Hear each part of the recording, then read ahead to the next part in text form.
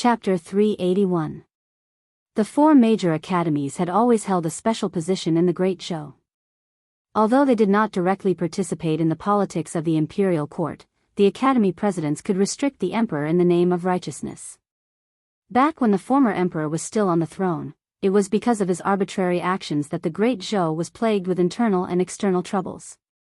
The atmosphere was foul, and the faith of the people fell to the lowest point in the past century. At that time, the four major academies worked together. For Seventh Realm powerhouses suppressed the imperial court in an unparalleled manner and completely took away the former emperor's authority. Now, the empress's special favor for Li Mu had repeatedly caused unrest in the imperial court.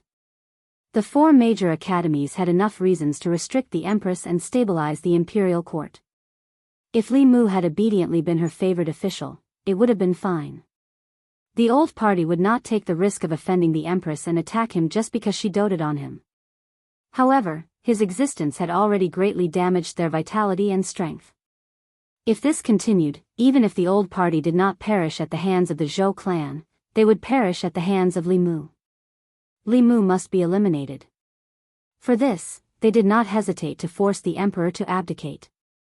100 Rivers Academy.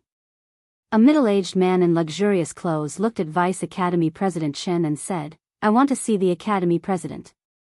Vice Academy President Chen asked, "The Academy President is currently in seclusion." "What is the matter, Your Highness King Ping?"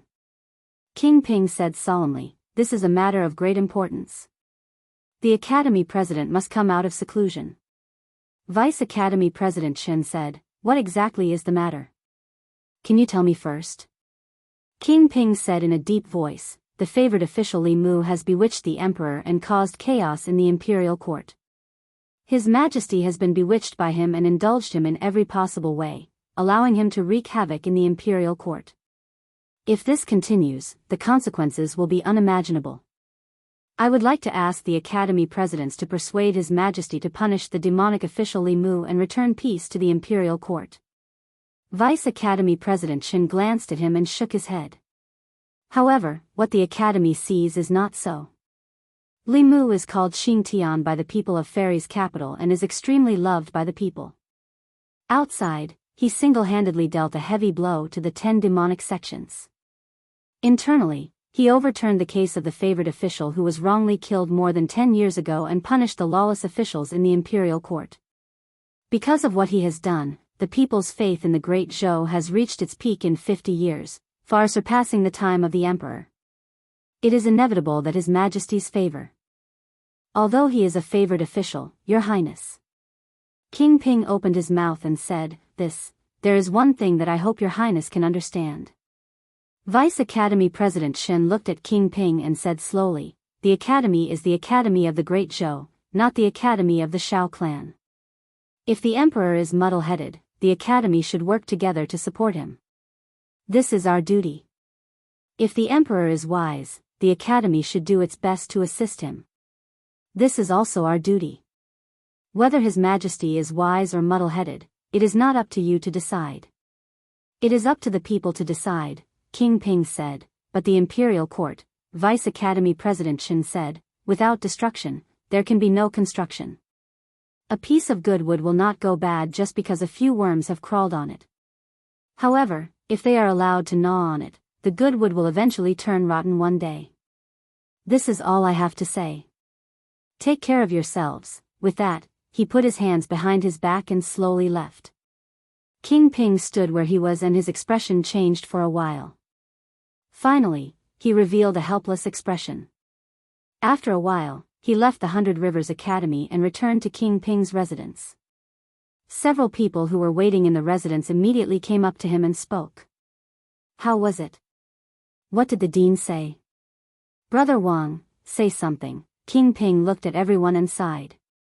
"Let's drop this matter. Don't mention it again." "Why? Could it be that the Academy doesn't agree?" While everyone was asking, another figure walked in from outside. The Duke of Jiangyin had just walked into the courtyard when he shook his head and said, "I didn't see the dean.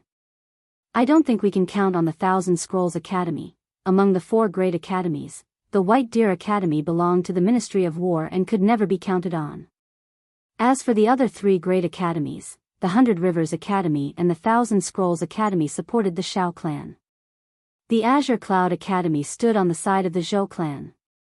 If even the 100 Rivers Academy and the 1,000 Scrolls Academy could not be won over, then there was no need to mention the Azure Cloud Academy. At least 3 deans were needed to persuade the Empress. Even if they managed to win over the Azure Cloud Academy, it would be useless. One of them looked at the Duke of Jiangyin and asked, "What did the 1,000 Scrolls Academy say?" The Duke of Jiangyin shook his head and said, "They said that the Academy is not a tool for us to fight for power. They only want to ensure the continuation of the Shao clan's royal family. If the Empress wants to pass the throne to a disciple of the Zhou clan, they will do their best to stop it. Apart from that, the Academy will not participate in any court battles." After saying that, he looked at King Ping and asked, "What did the 100 Rivers Academy say?" King Ping said, "They told us to take care of ourselves." No one spoke again. The courtyard fell into a long silence. The meaning of "take care of ourselves" was that the 100 Rivers Academy would not help them this time.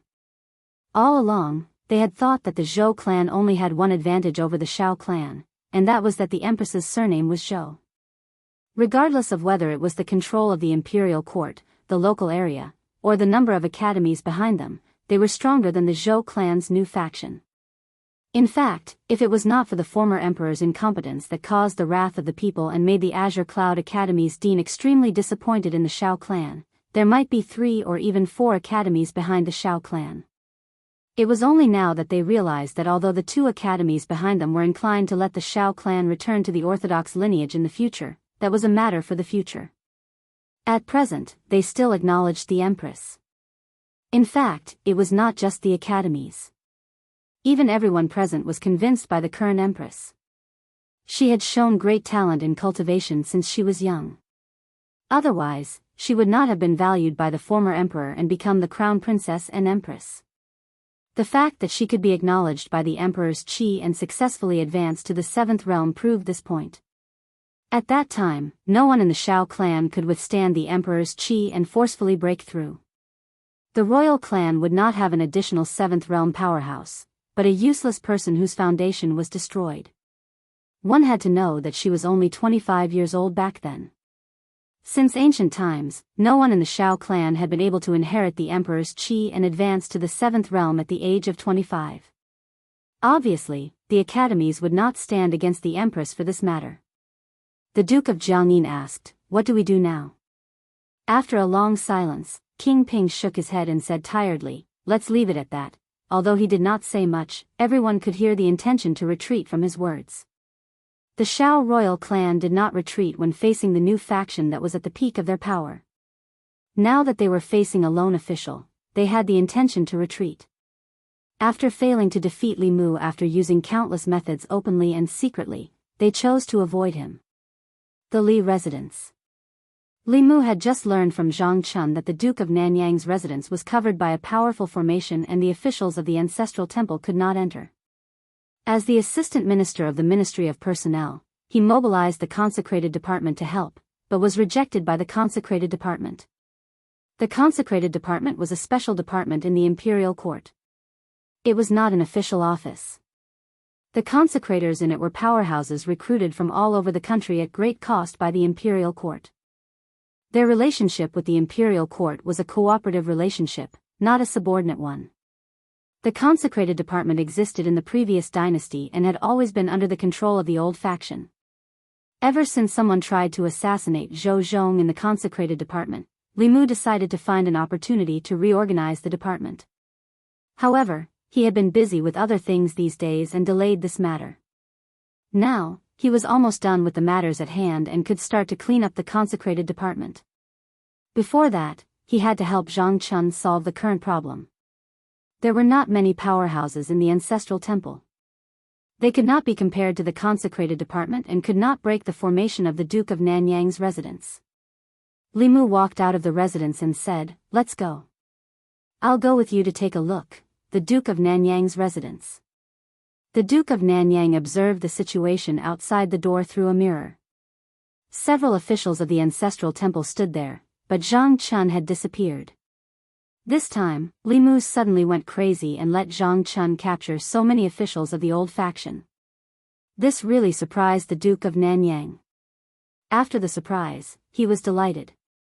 The reason why the higher-ups tolerated Li Mu was that although Li Mu had damaged the interests of the old faction, it was not to the extent that they would completely fall out with the Empress and get rid of Li Mu at all costs. Now it was time. Because Li Mu's actions had shaken the foundation of the old faction in the imperial court. The entire old faction did not hesitate to ask the Academy for help and restrain the Empress in order to get rid of Li Mu, a thorn in their flesh. In the end, Li Mu was killed by his arrogance. What the Duke of Nanyang had to do was wait. He was waiting for the higher-ups to make a move. When Li Mu died, Zhang Chun and the others would be like chickens and pottery dogs, unable to withstand a single blow. While the Duke of Nanyang was waiting, he saw the figures of Zhang Chun and Li Mu appear in the mirror. When he saw Li Mu, a trace of impatience appeared on his face. He gritted his teeth and said, "Why haven't you made a move yet?" Then, he saw Li Mu and Zhang Chun outside, trying all kinds of methods to break the array of the Duke of Nanyang's residence. The Duke of Nanyang sneered. This array was set up by the array masters of the Spirit Array sect. Even a 6th realm expert would have to spend some effort to break it. Li Mu and Zhang Chun were overestimating themselves. Outside the Duke of Nanyang's residence, Li Mu also discovered the extraordinariness of this array. This array could absorb attacks from the outside world and even turn the attacks or the spirit chi in the Fulu into one's own. It was not an ordinary defensive array. It might have been set up by an array master.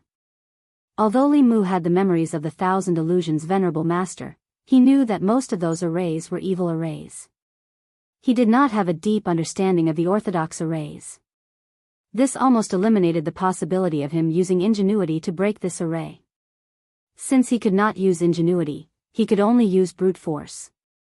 Li Mu whistled, and the Dao bell flew out of his ear. In the blink of an eye, it grew to the height of a human. Li Mu pointed at the array outside the Duke of Nanyang's residence and said, "Crash into it." Buzz, the Dao bell responded with a buzz. Then, it flew high into the air and swooped down, crashing heavily into the defensive array. A burst of light flowed on the array. It resisted stubbornly for a few breaths before the light on it quickly dimmed. Zhang Chun strode forward and slammed the door a few times. He shouted, "Xiao Yun, Duke of Nanyang, the Imperial Clan Temple is handling a case. Hurry up and open the door. Don't hide inside. I know you're at home. Hurry up and open the door." Chapter 382. Zhang Chun pounded on the door like he was announcing a funeral, but no one responded. He channeled his mana into his palms and slammed them down. The 2 doors collapsed inwards, and Xiao Yun, the Duke of Nanyang, appeared in front of him with a gloomy face. Zhang Chun stared at the Duke of Nanyang unhappily and asked, "The Imperial Ancestral Temple has summoned you to close your residence. Are you resisting arrest?"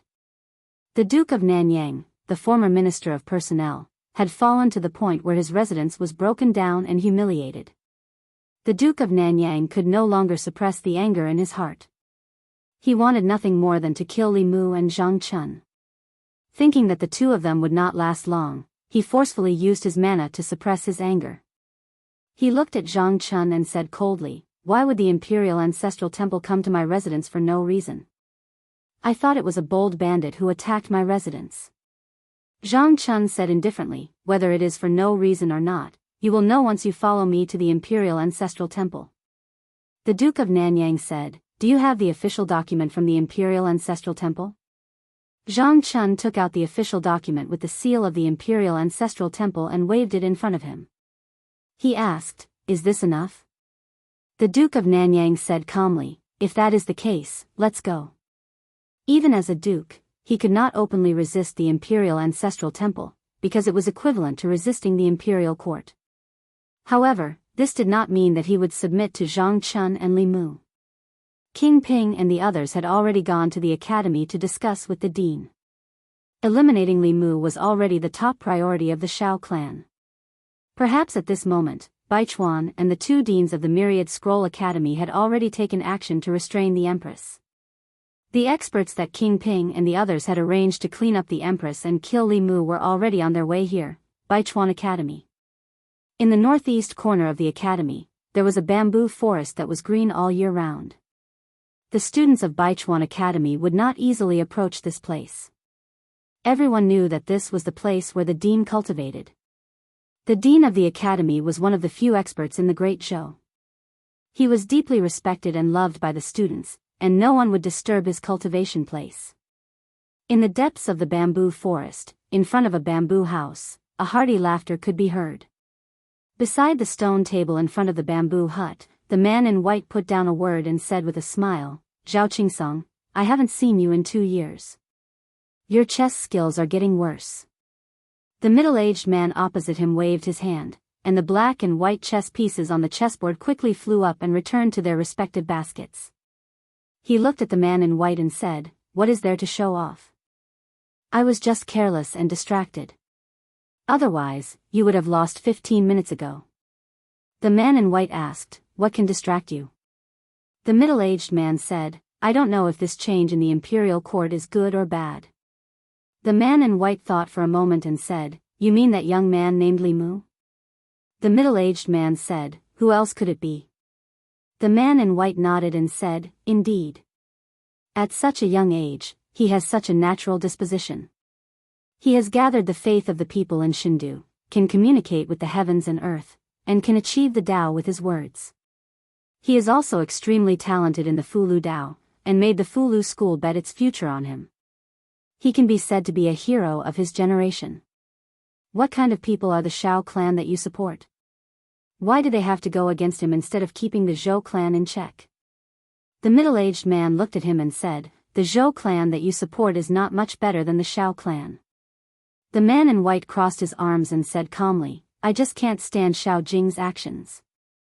If Emperor Qing knew that the crown prince he chose was even more muddle-headed than him, and almost caused the great Zhou to be doomed eternally, he might as well smear that essence on the wall." The middle-aged man coughed softly and said, "Jing Xingchui, you are the head of a school after all. You should at least show some respect to the late emperor and Emperor Qing." The man in white waved his hand and said, "Let's not talk about those disappointing things. Li Mu is favored not only because he is handsome. His method of stabilizing the hearts of the people is really useful. In less than a year, the faith of the people in the various counties has surpassed the peak of the reign of Emperor Qing and the late emperor. If this can continue, in the next 10 years, the glory of the reign of Emperor Wen may be reproduced." The middle-aged man seemed to think of something and murmured, "Could it be that he is also one of the descendants of the extinct 100 schools? There seem to be many among the 100 schools who cultivate with the faith of the people. He has always been trying to reform the law. Could it be the school of legalism? Establishing a heart for heaven and earth, establishing a life for the people, inheriting the lost knowledge of the past saints, establishing peace for all ages." The man in white whispered a few words and said, "It sounds more like the Confucian school. He has the ambition of ruling the world and is full of righteousness. It is very likely that he is a descendant of the Confucian school." The middle-aged man put down a chess piece and rubbed his chin. He said, "The Confucian school has always been active in the court and respected etiquette. However, his actions are bold and radical, seeking change. It is not like the Confucian school, but more like the school of legalism." The man in white put down another chess piece and said, "Whether it is the Confucian school or the school of legalism, those who can rule the country are righteous. Let him be the Zongjing Temple." The prison of the Zongjing Temple, which had always been cold and cheerless, was especially lively today. More than 20 court officials were locked together, all frowning. Most of them had been brought from their homes by the people of the Zongjing Temple last night. Some of the officials had their doors blown up by Zhang Chun while they were eating dinner. Some of them had been pulled out of their beds while they were being intimate with their concubines. At first, everyone was panic-stricken, but after arriving at the Zongjing Temple and seeing so many familiar colleagues, they slowly calmed down. When they saw the former Assistant Minister of Personnel Gao Hong and the Duke of Nanyang being arrested, they were even more reassured.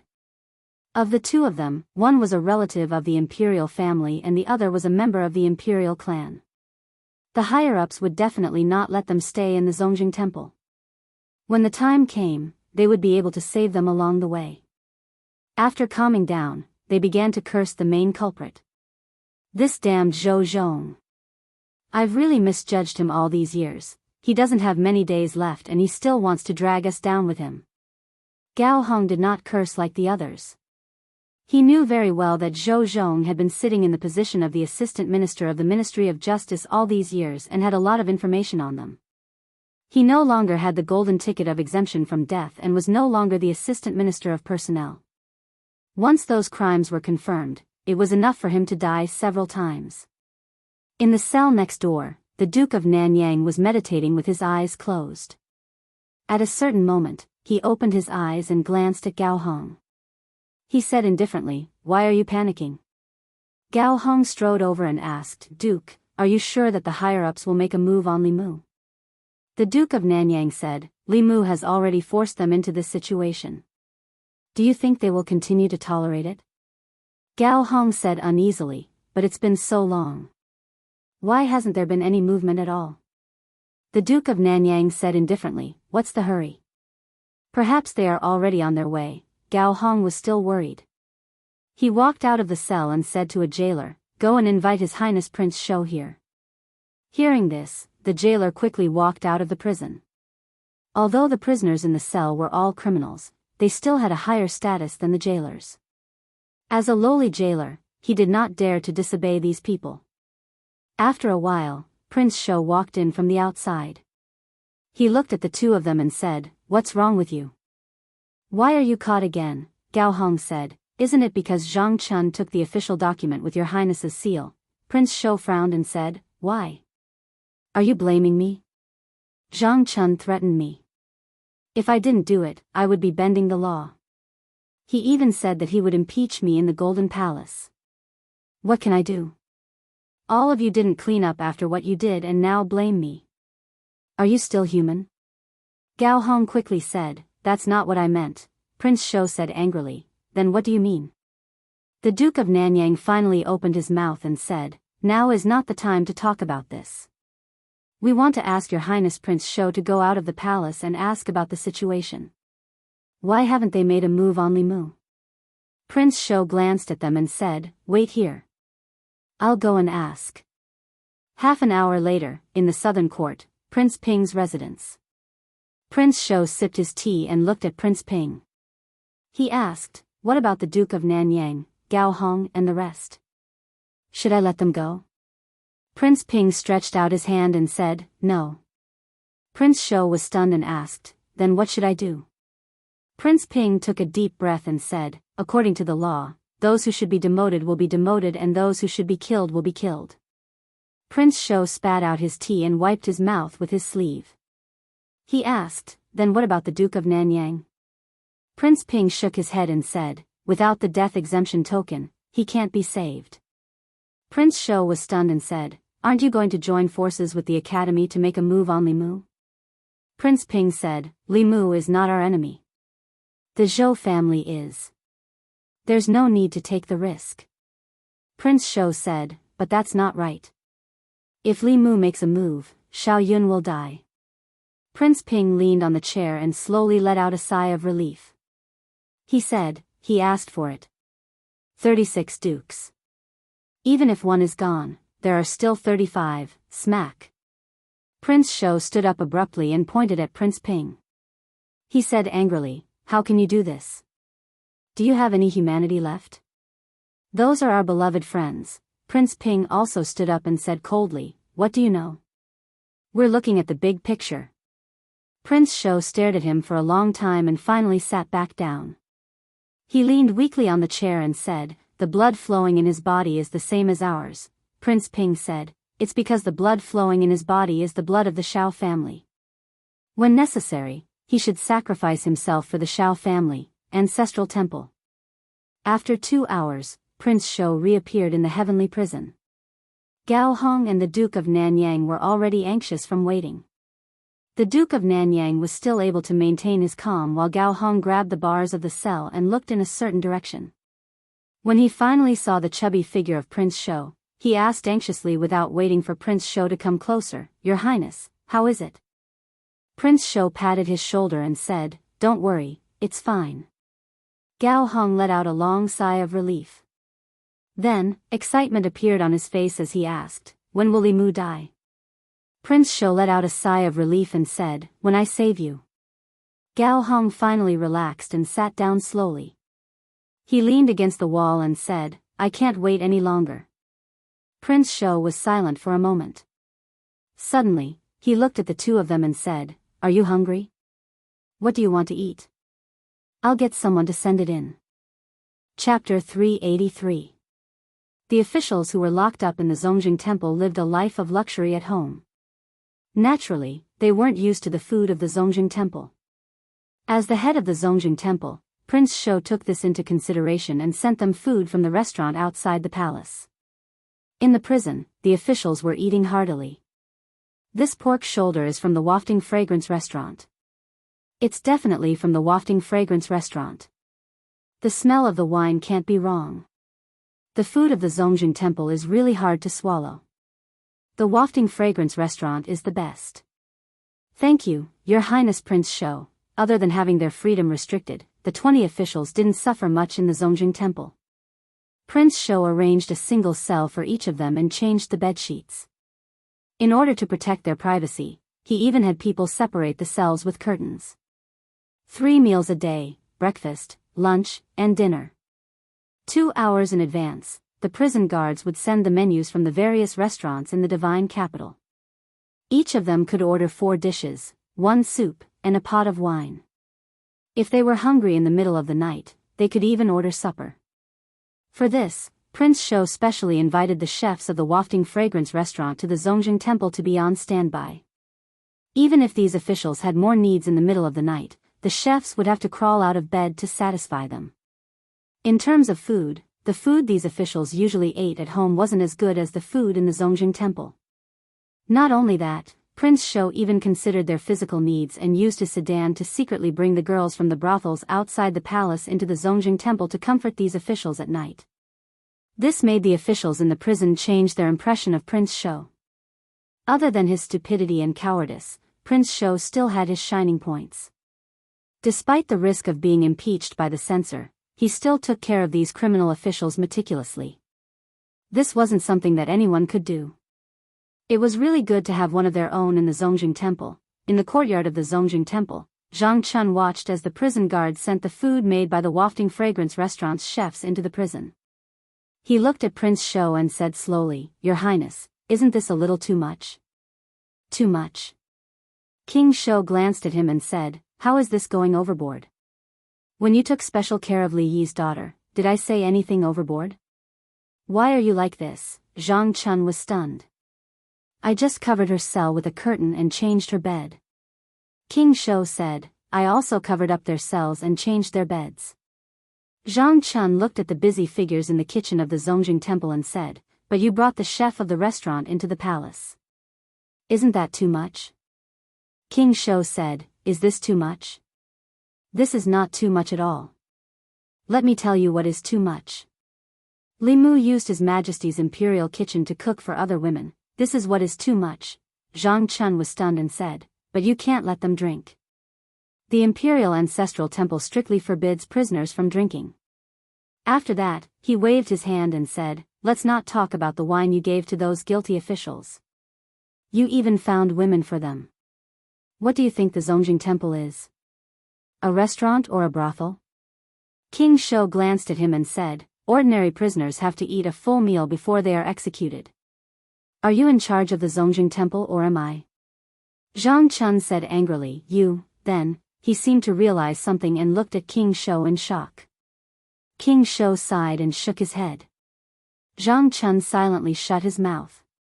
After thinking for a while, he said, Even if you want to find women from the brothel, Your Highness' taste is too unique. You don't let them enjoy, but let them suffer. I know of a brothel in Luoyang. The women there are very beautiful. King Shou said indignantly, What's wrong with my taste? They are fat and chubby. Aren't they good? In the prison, 2 officials had just finished their sweet and sour fish. As they picked their teeth with the fish bones, they complained, Everything about His Highness King Shou is good, but I really can't agree with him when it comes to women. I can't even bear to touch the women he finds. King Shou walked in and said, if you're not satisfied, I'll give you a beautiful one tonight. The official smiled and said, thank you, Your Highness. King Shou walked to the innermost cell and asked Commandery Prince Nanyang, are you used to it? Commandery Prince Nanyang said, not really, but thank you for taking care of me. At first, Commandery Prince Nanyang looked down on King Shou. Although King Shou was one of the 7 one-word princes and his status was much higher than his, everyone in Luoyang knew about King Shou's cowardice and incompetence. Now, although his evaluation of King Shou's cowardice and incompetence did not change, he did not hate him as much. King Shou squatted at the door of the cell and said, Nanyang County is such a good place. Why did you come to Luoyang in the first place? Commandery Prince Nanyang smiled and said, Nanyang is good in every way except for one thing. It's not Luoyang. King Shou murmured, Luoyang, what's so good about Luoyang? Commandery Prince Nanyang said, power, wealth, women, cultivation resources. Luoyang has everything you want. It's thousands of times better than Nanyang County. King Shou sighed and said, although Luoyang is good, it's also dirty. Commandery Prince Nanyang did not hear what King Shou said clearly and asked, brother, when will you let us out? King Shou said, you know what you've done. If I let you go just like that, I won't be able to answer to the people and the imperial court. Instead, the new party will have something to use against you. Therefore, we still have to put on a show. Commandery Prince Nanyang asked, how do we put on a show? King Shou said slowly, you'll still be sentenced to death. Then, you'll be sent outside to be executed. Of course, this is all an act. The executioner's knife won't really cut you down. The dean will use his great power to create an illusion to make the people think that you're really dead. After that, you'll have to appear in Luoyang with a new identity. Commandery Prince Nanyang frowned and said, so troublesome? King Shou said helplessly, do you think what you've done is a small matter? According to the crimes that Zhou Zhong has confessed, each and every one of you will be beheaded. This is the only way to save your lives. From today onwards, Commandery Prince Nanyang is dead. You'll have a new identity. At that time, we'll find a way to let you enter the imperial court again. After that, you'll get back everything you've lost. Commandery Prince Nanyang had a thoughtful expression as he carefully considered King Shou's words. Indeed, since Li Yi's case was overturned, Commandery Prince Xiao Yun was no different from a dead man in the Great Zhou. His official position was revoked and he would never be employed by the imperial court again. Instead of using the useless identity of Commandery Prince Nanyang, he might as well change his appearance and start a new life. If King Shou really let him go so easily, Commandery Prince Nanyang would be suspicious. Li Mu and the Zhou clan were watching. If he let them go, King Shou wouldn't be able to bear the consequences. However, his plan was so meticulous that it wasn't possible for him to be deceived. It was most likely a decision made by the higher-ups. At this moment, King Shou continued, I need all of you to act out this scene. Don't mess it up. Otherwise, all your previous efforts will be wasted and no one will be able to save you. Commandery Prince Nanyang no longer had any doubts. He nodded and said, I understand. King Shou patted him on the shoulder and said, remember, even if a knife is placed on your neck, you must remain calm. This is because the executioners this time are all our people. Oh right, remember to tell the others. Otherwise, if they mess it up, everyone will be implicated and Li Mu won't be able to get rid of them. Commandery Prince Nanyang said, don't worry. If anyone dares to mess it up, I'll take their life. In the court of the Zongjing Temple, Zhang Chun looked at the few guilty officials kneeling before him. He picked up a document and read it aloud, Minister Councillor Ai Tong of the Ministry of Revenue. During his reign, he coveted a huge amount of tax from the national treasury. According to the law of the Great Zhou, he is sentenced to death by beheading, Minister Wu Xing of Guanglu Temple. According to the law of the Great Zhou, he is sentenced to death by beheading, Wei Chong, Wang Ning, and Zhuo Xian. As officials of the Great Zhou, they participated in the trafficking of women and children and acted as a shield for evil forces. They are sentenced to death by beheading, Minister Chen Guang. They are sentenced to death by beheading. When Zhang Chun announced the sentence, there was no fear on the faces of the officials in the court. Some of them even looked at each other and laughed. It wasn't that they weren't afraid of death. It was just that King Sho had already made it clear to them that this was just an act. When the time came, not only would they not die, but they would also usher in a more glorious life with a new identity. The death penalty documents of these officials had already been reviewed multiple times.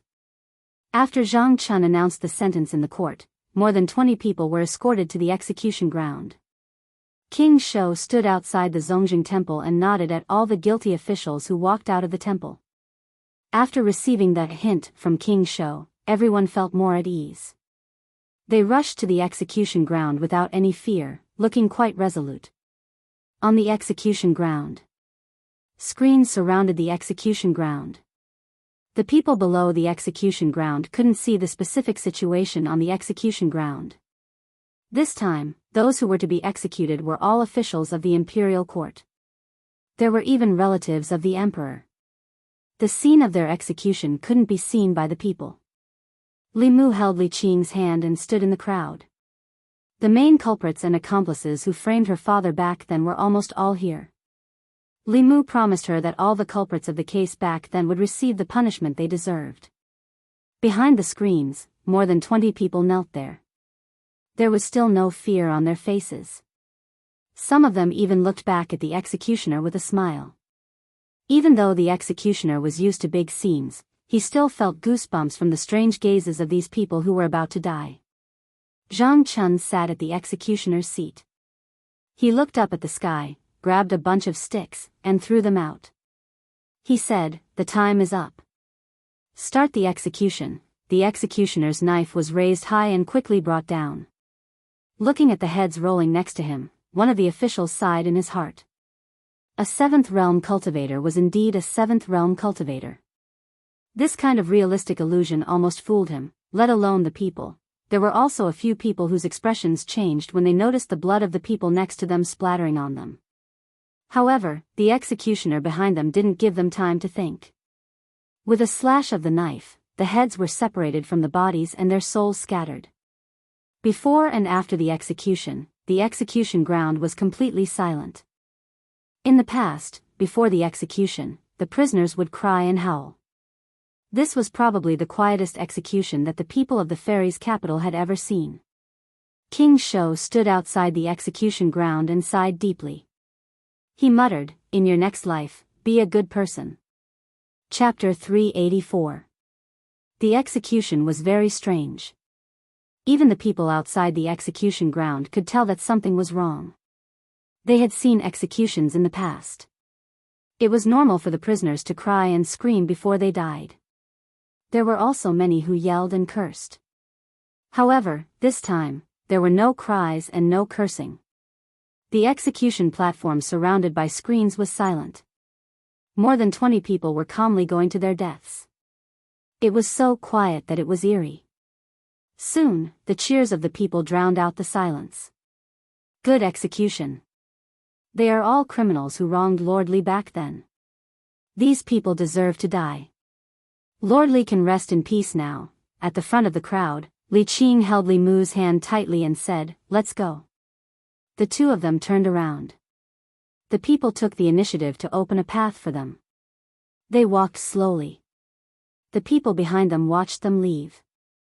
They clasped their fists and said, "I wish Lord Li and Miss Li a long and happy life together. Grow old together. May you have a child." More than 20 guilty officials were beheaded, and the people all clapped their hands in joy. These people were not only accomplices in framing Lord Li, but they themselves were also guilty of many crimes. Their death was a good thing for the country and the people. After the execution, some of the commoners even spat on the execution platform as they left, their faces filled with joy. King Sho sighed and said to a servant beside him, "Don't remove the screens yet. Inform their families to come and collect the bodies." The servant nodded and said, "Yes." King Sho put his hands behind his back and shook his head as he walked away. He said softly, "It's good that they're dead. There's no more trouble after they die." Zhang Chun walked behind him and said, "These people have committed countless crimes. It's too easy for them to die like this." Although these criminals were dead, they still thought that it was a trap. After today, they would reappear in the divine capital with a new identity. Although they died in the end, at least they didn't feel fear or pain before they died. King Shou said casually, "In life, there are some things that shouldn't be taken too seriously. It's fine if it's not too bad." The news that more than 20 officials from the old party, including Commandery Prince Nanyang and the elder brother of the concubine dowager, had been beheaded at the street corner quickly swept through Luoyang and shocked countless people. Are they really dead? No one saved them. The Shao clan hasn't done anything. Are they just going to be abandoned like that? What are they afraid of, and what are they afraid of? You still don't understand. They're obviously afraid of Li Mu. At the Zhou family's banquet, Zhou Chuan's face was pale. Qin Jian was dead, Gao Hong was dead, and the Duke of Nanyang, Xiao Yun was dead. Of the 7 main culprits back then, only he, the Duke of Zhongyong, and the Duke of Peace and Peace were left. Li Mu didn't even spare the accomplices, so how could he spare the main culprits? In particular, the death of the Duke of Nanyang had made him even more terrified. Even the Shao royal family could not escape Li Mu's punishment, let alone him. Zhou Chen lowered his head to eat, but his forehead was full of cold sweat. He knew what his father was worried about. The Duke of Nanyang and those people were dead. Perhaps his father would be his next target. More than half a year ago, Li Mu was still a small official in a remote county. Unexpectedly, in just half a year, he had grown into an existence that even the old party did not dare to provoke. The Shao royal family was not as fearful of the Zhou family as they were of Li Mu. Just before he came to Luoyang, Zhou Chen had tried to send an assassin to finish him off, but it had ended in failure. If Li Mu knew that he was the one who sent that assassin, wouldn't he be reduced to the same fate as those people this morning? In the Zhou family, while Zhou Chuan and his son were in shock, Li Mu was also hesitating in the Li residence. Until today, most of the people involved in the case back then had received the punishment they deserved. No accomplices had escaped, and there were still 4 main culprits in Luoyang. These 4 people were the Marquis of Zhongyong, the Earl of Ping'an, the Marquis of Yongding, and Zhou Chuan of the Zhou family. The first 3 bigwigs of Luoyang were involved in Zhou Zhong's scheme. They had no enmity with Li Yi. Zhou Zhong knew that he could not change the overall situation, so he deliberately lured them into the trap in order to get the 3 death exemption tokens in their hands.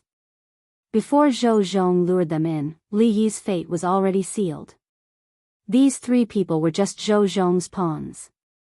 Although they had bad records, there was no need to kill them. As for Zhou Chuan, although Li Mu wanted him to pay the price, there were 2 problems in front of him. First, the booklet that Zhou Zhong gave him contained evidence of the crimes of the old party officials. There was nothing about Zhou Chuan, so Li Mu could not overthrow him through the law. Second, Zhou Chuan was the Empress's uncle. Li Mu had already killed one of her younger brothers. He did not know how the Empress would feel if he killed another of her uncles. Even though she had left the Zhou family, the blood that flowed in her body was the same as the blood of the Zhou family. The Empress cared about him so much, so Li Mu could not ignore her feelings at all. He pondered for a long time and walked into the courtyard. He said to Lu Hanyan and Li Qing, "I'm going to the palace. You don't have to wait for me to eat today." After informing them, Li Mu left the Li residence and went to the palace. He first went to the imperial kitchen and made a few dishes that the Empress liked. Then, he took the food box and went to Changle Palace. In Changle Palace, Zhou Yi looked at the unusually sumptuous meal on the table. Finally, he looked at Li Mu and said, "What's the matter? Speak." Li Mu shook his head and said, "Nothing." Zhou Yi picked up his chopsticks and said, "I'll only give you one chance."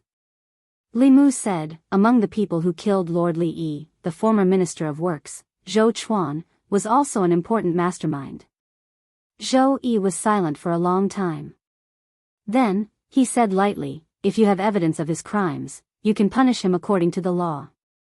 I will not protect him just because he is my uncle. If one day, the one who breaks the law is you, I will not protect you." Li Mu cupped his hands and said, "Thank you, Your Majesty." He walked out of Changle Palace and sighed in relief. Zhou Chuan was different from the others. No matter what, Li Mu could not go around the Empress and make a move on him. So, he needed to ask the Empress's opinion first. After getting the Empress's approval, there was only one problem left to solve. That was how to collect evidence of Zhou Chuan's crimes. The new party had only been established for 3 years. Moreover, the officials of the two parties were very different. The old party consisted mostly of influential officials, while the new party consisted mostly of new officials. In comparison, the influential officials had more misdeeds. Collecting evidence of the old party officials' crimes was easier than collecting evidence of the new party's crimes. Moreover, compared to the old party, the new party had stronger restrictions on the officials. This was also one of the reasons why Zhou Zhong had not been able to collect evidence of Zhou Chuan's crimes for so many years. Li Mu did not think that Zhou Zhong would be able to do something that Zhou Zhong had not been able to do for so many years. He walked out of the palace gates and stood outside for 15 minutes. Then, he walked toward the northern courtyard. This time, he did not go home. Instead, he stopped in front of another tall gate. Li Mu walked up and knocked on the door knocker. Soon, the gate opened a crack. A servant poked his head out and asked, "May I ask who your excellency is and why you have come to Zhou Mansion?" Li Mu looked at Zhou Mansion's gatekeeper and said indifferently, "Please go in and inform them that Censor Li Mu of the Secretariat has come to visit." A moment later, Zhou Chuan frowned and anxiously paced around the hall. He muttered, "Li Mu, what is he doing here? I won't see him. Let him go back." Zhou Xiong stretched out his hand and said, "No, if word gets out, outsiders will think that our Zhou family is afraid of Li Mu. Let him in." Zhou Chuan said, "Second brother, but it's fine. Let's see what he wants first." Zhou Xiong waved his hand and said, "His target might be you. Third brother, you should leave for now." After Zhou Chuan left, Zhou Ting said, "I'll leave as well." His only son had died at the hands of Li Mu. He could not face Li Mu calmly. A moment later, under the guidance of a servant, Li Mu passed through 2 doors, walked through several corridors, and arrived at a hall. Zhou Xiong was the only one in the hall. Li Mu walked into the hall. Zhou Xiong said indifferently, "Lord Li, please take a seat." "There's no need for that," Li Mu shook his head and said, "I'm here today to tell you one thing." Zhou Xiong picked up his teacup and asked, "What is it?" Li Mu said, "Zhou Chuan of the Zhou family was one of the main culprits who framed my father-in-law." Zhou Xiong said in a deep voice, "That case is over." Li Mu said, "That's what Duke Nanyang and Gao Hong thought too." Duke Nanyang and Gao Hong had just been executed. This was a blatant threat. Zhou Xiong slammed his teacup on the table and said loudly, "Li Mu, what are you trying to say?" Li Mu said indifferently, "Let Zhou Chuan ask to be exiled and this matter will end here." Zhou Xiong was stunned for a moment before he became furious. He stood up and gritted his teeth, "You're dreaming." Li Mu shook his head and said, "If it weren't for His Majesty, I would do it myself. At that time, it won't be as simple as being exiled. Don't force me." Zhou Xiong wanted to throw his teacup at Li Mu's face. He came to the Zhou family and asked the Zhou family to ask to be exiled. Who was the one forcing who? Zhou Xiong said angrily, "What right do you have to say that?" Li Mu looked at him and said, "When I was in the northern county, I was assassinated. Don't think that I don't know that the mastermind behind the assassination was Zhou Chuan's son, Zhou Chen." Crash. Zhou Chen, who was eavesdropping in the back hall, was shocked when he heard Li Mu's words. He couldn't help but take a few steps back and knocked over a chair. He picked up the chair with a pale face and his body trembled slightly. In the front hall, Zhou Xiong said flatly, "You're slandering me." Li Mu smiled and said, "Whether it's slander or not, you'll know when you get to the Imperial Clan Temple. I still have a lot of evidence of your Zhou family's crimes. At that time, it won't just be Zhou Chen's case. Zhou Chuan, Zhou Ting, and the other officials of your new party won't be able to escape. The fate of those officials on the execution ground today will be your fate." Zhou Xiong's face turned red. He pointed at him and said angrily, You. Li Mu looked at Zhou Xiong and said calmly, Chen Jian's grave is already covered in grass. Gao Hong and Prince Nanyang's bodies have just turned cold. I only asked Zhou Chuan to be exiled because of his majesty. I have no interest in the fight between the old and new parties. However, if I don't punish Zhou Chuan and avenge my father-in-law, I won't be able to answer to my wife. Zhou Chuan's request to be exiled is my limit. I'll give you 3 days to think about it. Chapter 385. After saying those words, Li Mu turned and left the Zhou family. After he left, a few figures walked out from the back hall. Zhou Xiong looked coldly at Zhou Chen and asked, Is what Li Mu said true? Zhou Chen nodded and said fearfully, But back then, when I hired the assassin, I did not reveal any of my identity. Zhou Xiong sat in his chair and said weakly, How much leverage does he have on the Zhou family? Most of the conflicts in the imperial court could not be seen in the open. These conflicts in the dark were filled with blood and filth, and could not be shown in front of others. With the Shao clan's existence, the Zhou family could not avoid such filthy matters. Once they were exposed and seriously investigated, there was no doubt that the fate of the old party officials would be the fate of some of the new party members. Zhou Chuan said, I'm guessing that Li Mu is lying to us. Even the old party does not have any evidence. How would Li Mu know? Zhou Xiong looked at him and asked, What if? He looked at Zhou Chuan and said, Even if he does not have more leverage, just the crime of assassination is enough to send your son to his death. Zhou Chen trembled and hugged Zhou Chuan's thigh. He said fearfully, Father, I don't want to die. I'm your son. You have to save me, Pa. Zhou Chuan slapped him away with a gloomy face and did not say a word. Li Mu's request for Zhou Chen and the other members of the new party to be spared was that Zhou Chuan himself had to request to be banished to the army. The place of banishment was either the demon nation or the ghost realm.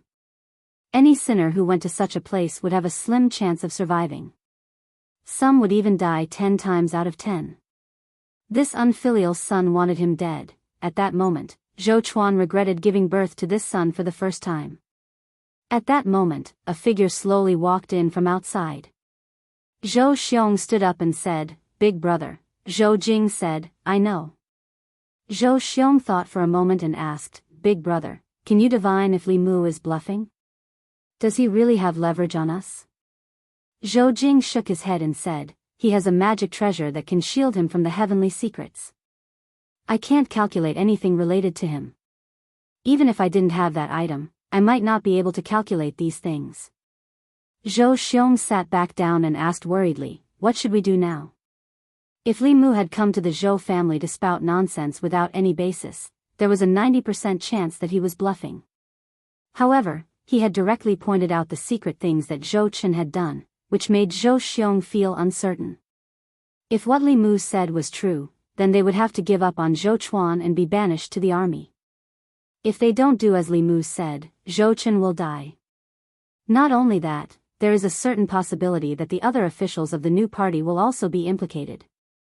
If Li Mu really has something on them, within the scope of the law, Li Mu could do whatever he wanted. This was something that everyone in Luoyang was aware of. How arrogant was the Shao royal family? They were even capable of doing things like forcing the emperor to abdicate the throne. However, in the end, they still had to watch the heads of over 20 officials from the old faction fall to the ground. Even the Duke of Nanyang could not be saved.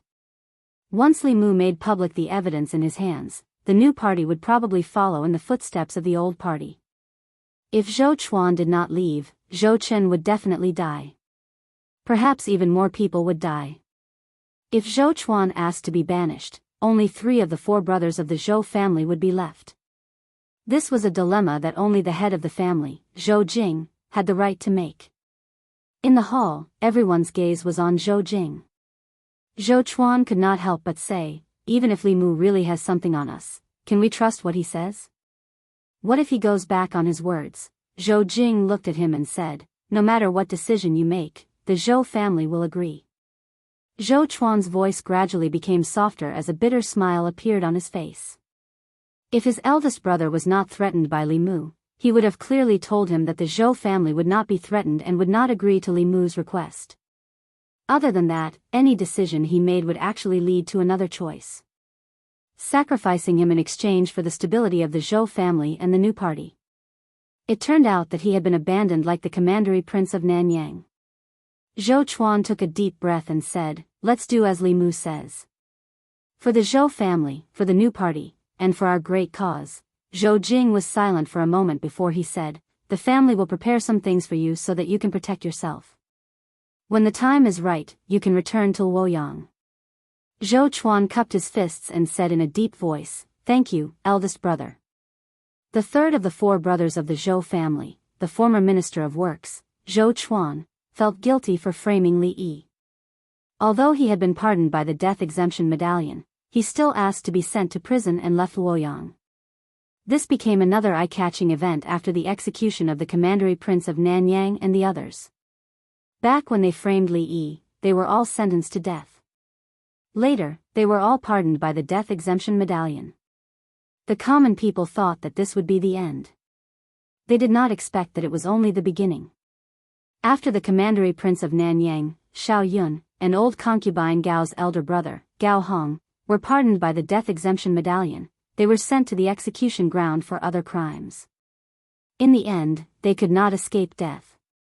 Although Zhou Chuan did not die, the crime of being sent to prison was not much different from delaying the execution of the death penalty. It was just that he would die a little later. At this point, all the main culprits and accomplices in Li Yi's case had paid the price with their lives. The other three fish that escaped the net, the Marquis of Zhongyong, the Earl of Ping'an, and the Marquis of Yongding, disappeared from Luoyang overnight after hearing and witnessing these things. Someone saw them leave Luoyang with their family the night before the execution of the commandery prince of Nanyang. Li residence. After Li Mu heard these things, he heaved a long sigh of relief. He pulled Li Qing into his arms and whispered in her ear, "It's all over." Li Qing was silent. Not long after, a wet mark appeared on Li Mu's chest. After 14 years, the injustice of the Li residence was finally redressed. Those people who had inflicted suffering on them back then had finally received their overdue judgment 14 years later. Li Qing could only completely let go of certain things that she had been carrying in her heart at this moment. Li Mu hugged her.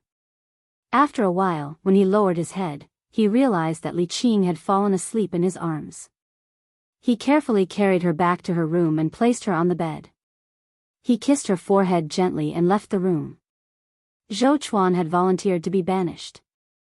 Li Mu had no intention of continuing to fight the Zhou family to the death. Firstly, he did not have anything on the Zhou family. He could trick them once, but he might not be able to trick them a second time. Secondly, 2 of the 4 brothers of the Zhou family had already died at the hands of Li Mu. Zhou Chu had even died at his hands. If he continued to be aggressive, he might be driven into a corner. Most importantly, he had to consider the Empress. After all, that was the family that had raised her. Even if this family had betrayed her and made her watch helplessly as the Zhou family was destroyed at the hands of Li Mu, it was still a form of torture for her. He had used less than a year to go from a nameless minor official to a person that both the new and old parties feared. In less than a year, too many changes had happened in Luoyang. As Li Mu walked on the streets, he no longer saw numb faces. The people's backs were straight, their eyes were bright, and they smiled from the bottom of their hearts. All of this showed that the Luoyang of today was no longer the Luoyang of the past. An old woman with a walking stick was walking on the street. She accidentally fell. A young man and a young woman passed by, quickly helped her up and helped her to the side of the road to rest. The old woman rested for a while, then leaned on her walking stick and slowly walked on the street. When she reached the corner of the street, she saw a beggar in ragged clothes. She thought for a moment, then took out a few copper coins from her sleeve and threw them into the beggar's bowl. The beggar kowtowed in gratitude. He took 2 copper coins and bought a bun from a bun shop by the street. He saw the shop assistant from the shop next door struggling to carry a box onto the carriage. He held the bun in his mouth and went forward to help carry the box onto the carriage. The shop assistant took a deep breath. Just as he was about to thank the beggar, he realized that there was no one behind the box. At this moment, a man in green walked over and asked, "Brother, may I ask where Restaurant Rui is?" The shop assistant smiled and said, "I happen to have something to do near Restaurant Rui. Follow me." The man thanked him and followed the shop assistant to Restaurant Rui. He happened to see a young man and a young woman's kite hanging on a tree. The two of them stood under the tree and waited. The man leaped up and easily plucked the kite. He smiled and handed it to the young man and the young woman. He said, "Go over there and fly it in an empty place." Li Mu was greeted by the people along the way. He could clearly feel the changes in Luoyang half a year ago. Li Mu was not the only one who could feel the changes. The people of Luoyang could feel it too. In the past, there was no good or evil in Luoyang. There was no right or wrong. It was chaotic and dark. Until half a year ago, a ray of light shone through the darkness. From then on, good and evil were separated in Luoyang.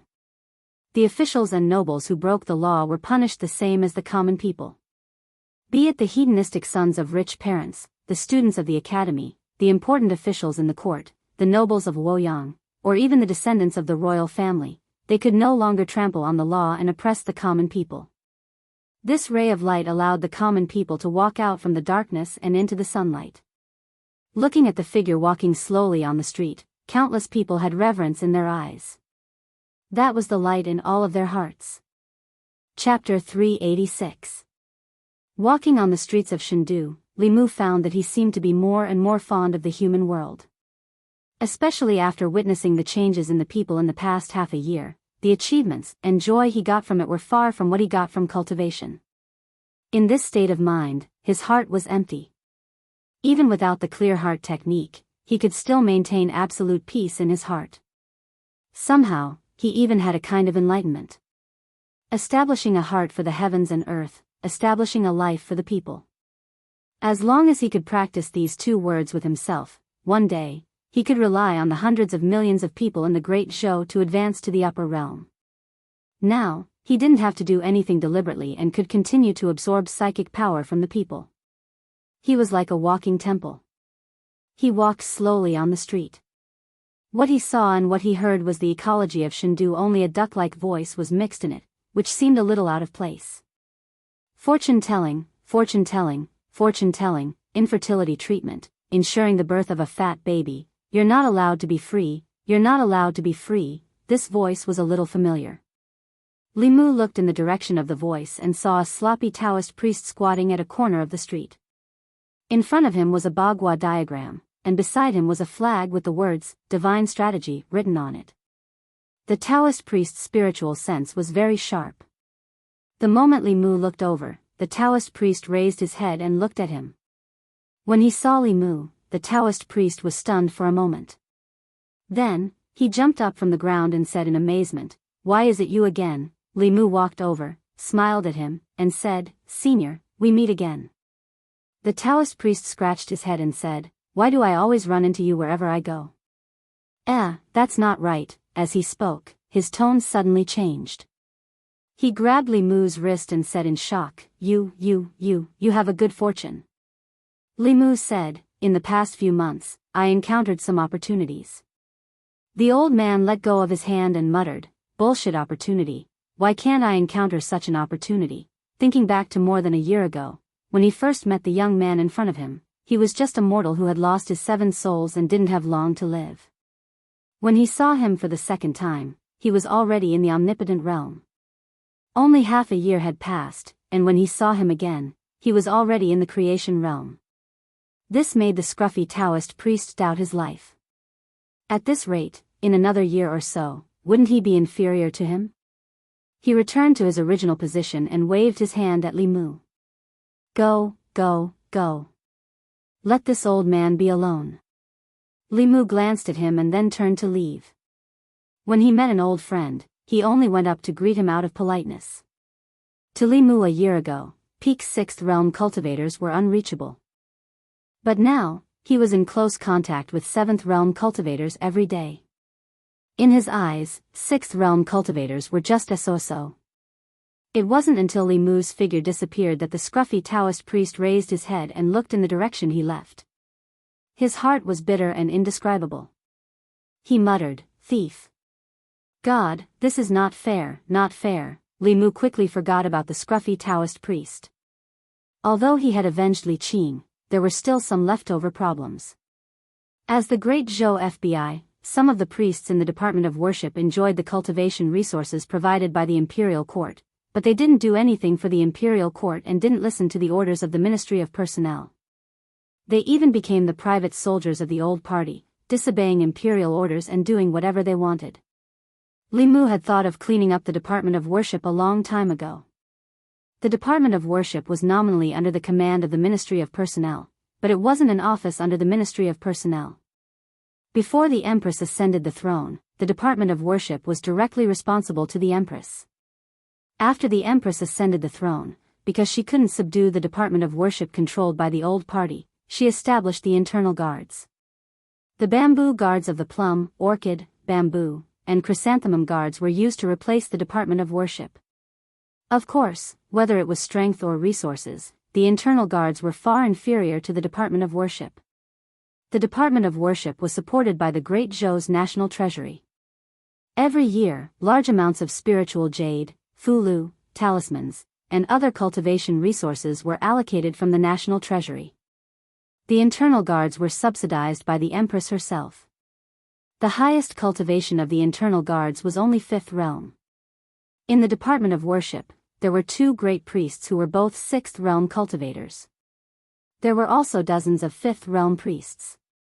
In Changle Palace, when he was eating with the Empress, Li Mu told her about cleaning up the Department of Worship, but the Empress was a little absent-minded.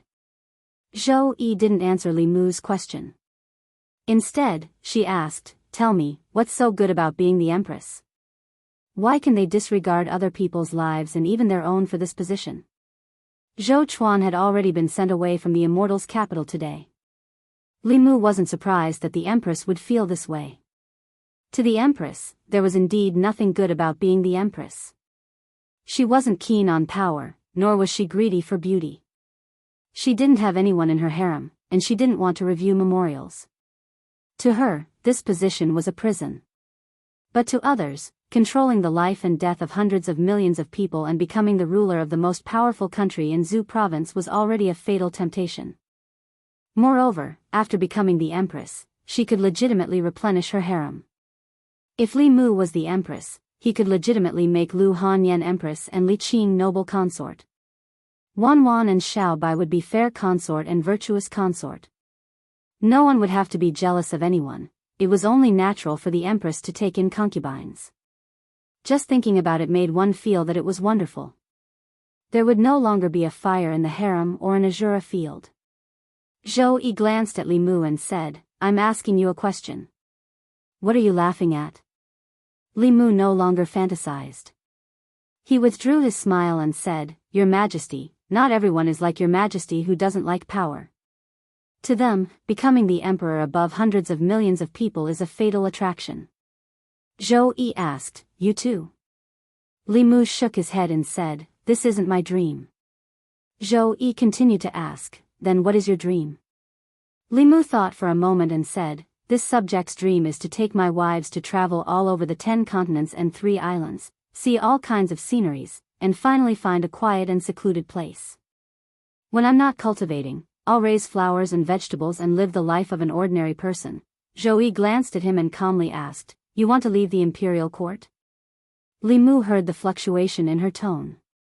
To prevent her from thinking that he wanted to run away, he added, "Of course, not now." Zhou Yi asked, "Then when?"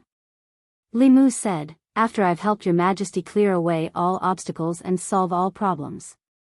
Zhou Yi said indifferently, "I feel that the Yao Kingdom, the Ghost Realm, and the Demons sect are the biggest obstacles and troubles in my heart. I won't keep you for long. Once the Demons sect is destroyed, the Ghost Realm is subdued, and the Yao Kingdom is pacified, I will let you go." Li Mu was dumbfounded. The Yao Kingdom, the Ghost Realm, and the Demons sect. Which of these 3 powers hadn't existed for as long as the Great Zhou? Even if the Great Zhou perished, they might not necessarily perish. To put it bluntly, she wanted him to work for her for the rest of his life. Even when the Jade Emperor made things difficult for Sun Wukong, he didn't go so far. It was better to wait for the chickens to finish their rice, the dogs to finish their noodles, and the fire to burn out the logs. This way, Li Mu would at least have something to look forward to. At this moment, he had already decided to stick to his original plan. After helping her condense the next strand of Emperor Qi, he would take Lu Hanyan and the others and run away. There was a wider world outside, and he didn't want to waste his life on the Empress. Zhou Yi glanced at him and asked, "What, you're not willing?" Li Mu squeezed out a smile and said, "I'm willing to go through water and tread on fire for your majesty.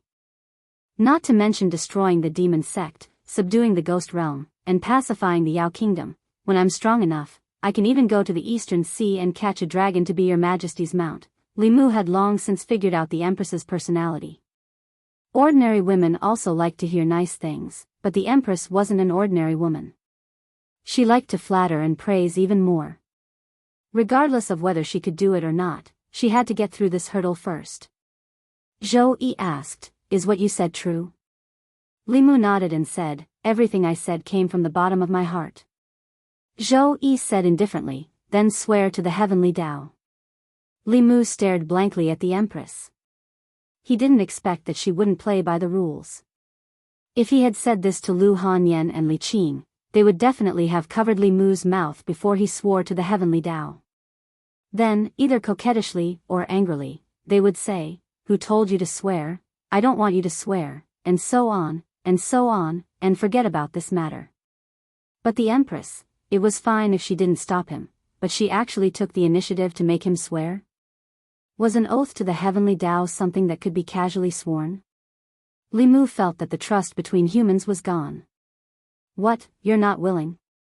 Zhou Yi looked at Li Mu and asked, "Could it be that everything you said just now was false?" Li Mu wanted nothing more than to slap his own mouth. But it was obviously too late. Looking at the Empress' serious eyes, Li Mu slowly raised his right hand, bent his thumb, and pointed to the sky. He gritted his teeth and said, "I, Li Mu, swear to the heavenly Tao that only after the demon sect is destroyed, the ghost realm is subdued, and the demon country is pacified, can I leave your majesty. If I violate it, I will not have a good ending," Zhou Yi said. "Also, I really want to have a dragon as a mount." Li Mu's lips moved and said, "Your majesty, how about we forget about this? The dragon race has a fishy smell, and it's slippery. It's not suitable to be a mount." Zhou Yi glared at him.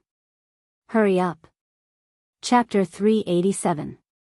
Walking out of Changle Palace, Li Mu had to admit that he had been careless this time. He had been forced by the Empress to swear an oath to the heavens that he would only leave her after helping her destroy the demon sect, subdue the ghost realm, and pacify the Yao kingdom. Fortunately, Li Mu was quick-witted and changed a phrase when he swore. He said that he would not leave her until he finished these things, and not Shendu or Great Zhou. If he could abduct the Empress, then it would not be considered leaving her. Whether or not the Great Zhou could destroy the demon sect, subdue the ghost realm, and pacify the Yao kingdom was a matter for the Great Zhou court. In any case, Li Mu had fulfilled his oath to the Empress. Didn't she like to plant flowers? When the time came, he would open a garden for her next door to where he, Lu Hanyan, and Li Qing lived in seclusion. As long as she did not feel bored, she could plant flowers for the rest of her life. Li Mu looked back and twitched the corner of his mouth. If she wanted to trick him, she would have to cultivate for a few more years. After swearing the oath, he once again brought up the matter of purging the office of consecration. What made Li Mu feel helpless was that, at some point in time, the Empress had handed over all the things that should have been done by her to him. She did not even hand it over to Li Mu. Instead, it was Li Mu who raised the problem and solved it himself. Now, she wanted Li Mu to be her slave for the rest of his life. If she had not given him so much and treated him so well, Li Mu might have gone back to inherit the Fulu school long ago. What really made Li Mu feel that he owed her was that the Empress had always stood by his side when facing the Zhou family and himself. She had also given him the greatest trust and the greatest freedom to reverse the verdict and take revenge for Li Qing's father. If he ran away like this, it would be too heartless. For a woman to treat him like this, even if Li Mu could not repay her with his body, he could not be so heartless. Consecrated Office. Lord May of the Inner Guards had just arrived. He left behind an imperial edict and then floated away. The contents of the imperial edict made countless consecrators angry and dissatisfied. From today onwards, the consecration department would be under the management of the Bamboo Guards. Although they did not need to be merged into the Bamboo Guards, the Bamboo Guards Vice Commander Li Mu would be in charge of the consecration department. The Department of Offerings had always been a special existence in the imperial court. They were not from the academy, nor were they officials of the imperial court. Their relationship with the Great Zhou court was more like cooperation than subordination. The imperial court provided the consecrators with cultivation resources, while the consecrators worked for the imperial court. Both sides took what they needed. The Department of Consecration had always been an independent department, never under the jurisdiction of an official of the court. Even the Ministry of Official Personnel Affairs could only request for a consecrator and not order them to do so. This imperial edict shook the position of the consecrated division. For cultivators, a country was already a vague concept to them. What cultivators pursued their entire lives was supreme strength and the ethereal heavenly path. Most cultivators despised becoming a lackey of the imperial court, or rather, a lackey. However, the path of cultivation was not something that could be achieved by one person alone. Cultivation required resources, and cultivation resources were not easy to obtain for most cultivators without any background. In order to obtain cultivation resources like spiritual jades more easily, some cultivators with some strength would put down their pride and choose to become a consecrator of the imperial court. But this did not mean that they were willing to be under the jurisdiction of the imperial court. After becoming a consecrator, these people were still more unruly than the officials of the imperial court. They would submit to the strong, but would not submit to official rank. What is the Empress thinking? She actually let a brat control us? Although his talent is not bad, his cultivation has only just reached the 5th realm. What right does he have to command us? He killed more than 20 people from the old faction and forced Li Mu to ask for exile. Has Li Mu's hand finally reached the Department of Offerings? I don't know if you can tolerate it, but I can't. We must express our stance in protest. Everyone, don't come to the Department of Offerings tomorrow. Doesn't he want to be the master of the Department of Offerings? Just let him be the master of the Department of Offerings. Most of the consecrators in the Department of Offerings were opposed to this matter. If the Empress let a 6th realm cultivator take charge of the Department of Offerings, it would be fine. But Li Mu was only at the 5th realm, and had just reached the 5th realm. Any random consecrator here was stronger than him. To make them listen to the orders of a weakling was something that was very difficult to accept. Of course, among them, there was also a large portion who had long been bribed by the benefits of the old faction and harbored enmity towards Li Mu. Under this enmity, there were very quickly people who began to incite the other consecrators to take Li Mu down a notch. A group of people noisily left the Department of Offerings. 2 elders with similar appearances stood in the courtyard with their hands behind their backs. The elder on the left said, "What do you think?" The elder on the right thought for a moment and said, "Killing him a little is good for his spirit. We have to let him know that the Department of Offerings is not a place where he can behave atrociously." The Empress temporarily placed the Department of Offerings under the Bamboo Guards. As the deputy commander of the Bamboo Guards, Li Mu naturally became the direct superior of the Department of Offerings. A few days ago, he had done a detailed search for information on the Department of Offerings. Currently, there were 2 6th realm cultivators in the Department of Offerings. Both of them had just reached the 6th realm several years ago, and they were a pair of twin brothers. For the imperial court, 5th realm consecrators were easy to recruit, but 6th realm high consecrators were very difficult to recruit. When one's cultivation reached this level, they could already be considered one of the few powerful cultivators in the world. Whether it was out of dignity or the pursuit of a higher realm, they would not be willing to be the imperial court's lackeys. This also led to the imperial court having to pay a huge price every time they recruited a 6th realm cultivator. Not only did the imperial court have to provide them with large amounts of spiritual jades every year, but they also had to satisfy their various requests. After Li Mu saw the benefits of the two high consecrators, even he wanted to become a high consecrator himself. Li Mu could do what they could do, and Li Mu could do what they could not. He could guarantee that it would be worth more than the cost. If the imperial court gave him the resources given to these two people, Li Mu could guarantee that he would be able to create even greater value for the imperial court than them. Most importantly, these two people did not make much of a contribution every year. Li Mu even killed several dozen elders of the demon sect. The contributions of these two high consecrators to the imperial court were greater than the contributions of the entire Department of Offerings. However, other than the Empress's love, he did not receive anything else. This made Li Mu feel very unbalanced. He walked into the Department of Offerings and found it abnormally quiet. There were about 100 or so consecrators in the imperial court. Not everyone was at the Department of Offerings every day, but no matter the time, there should be at least 10 people on duty here. However, Li Mu went through all the duty rooms and did not see a single person. He found an old man cleaning in the backyard. After asking, he found out that there were usually at least 20 consecrators in the Department of Offerings, but today, there was not a single one. It was obvious that they were targeting him. The entire Department of Offerings was more united than Li Mu had imagined. There was no one in the Department of Offerings, so there was no point for Li Mu to stay here. He said to the old man cleaning, "Tell them that in 3 days, all the consecrators in the divine capital must report to the Department of Offerings. Those who do not make it in 3 days will be expelled from the Department of Offerings." Before leaving the Department of Offerings, Li Mu took a list of consecrators with him. On the list, it was clearly written which consecrators were out on missions and which ones did not have missions to stay in the divine capital. It was also very simple to inform them. The consecrators were treated very well. There was an entire square in the divine capital dedicated to consecrators. Among them, only Realm 4 consecrators could be allocated a courtyard with 2 entrances. Realm 5 consecrators lived in residences with at least 3 entrances and 3 entrances.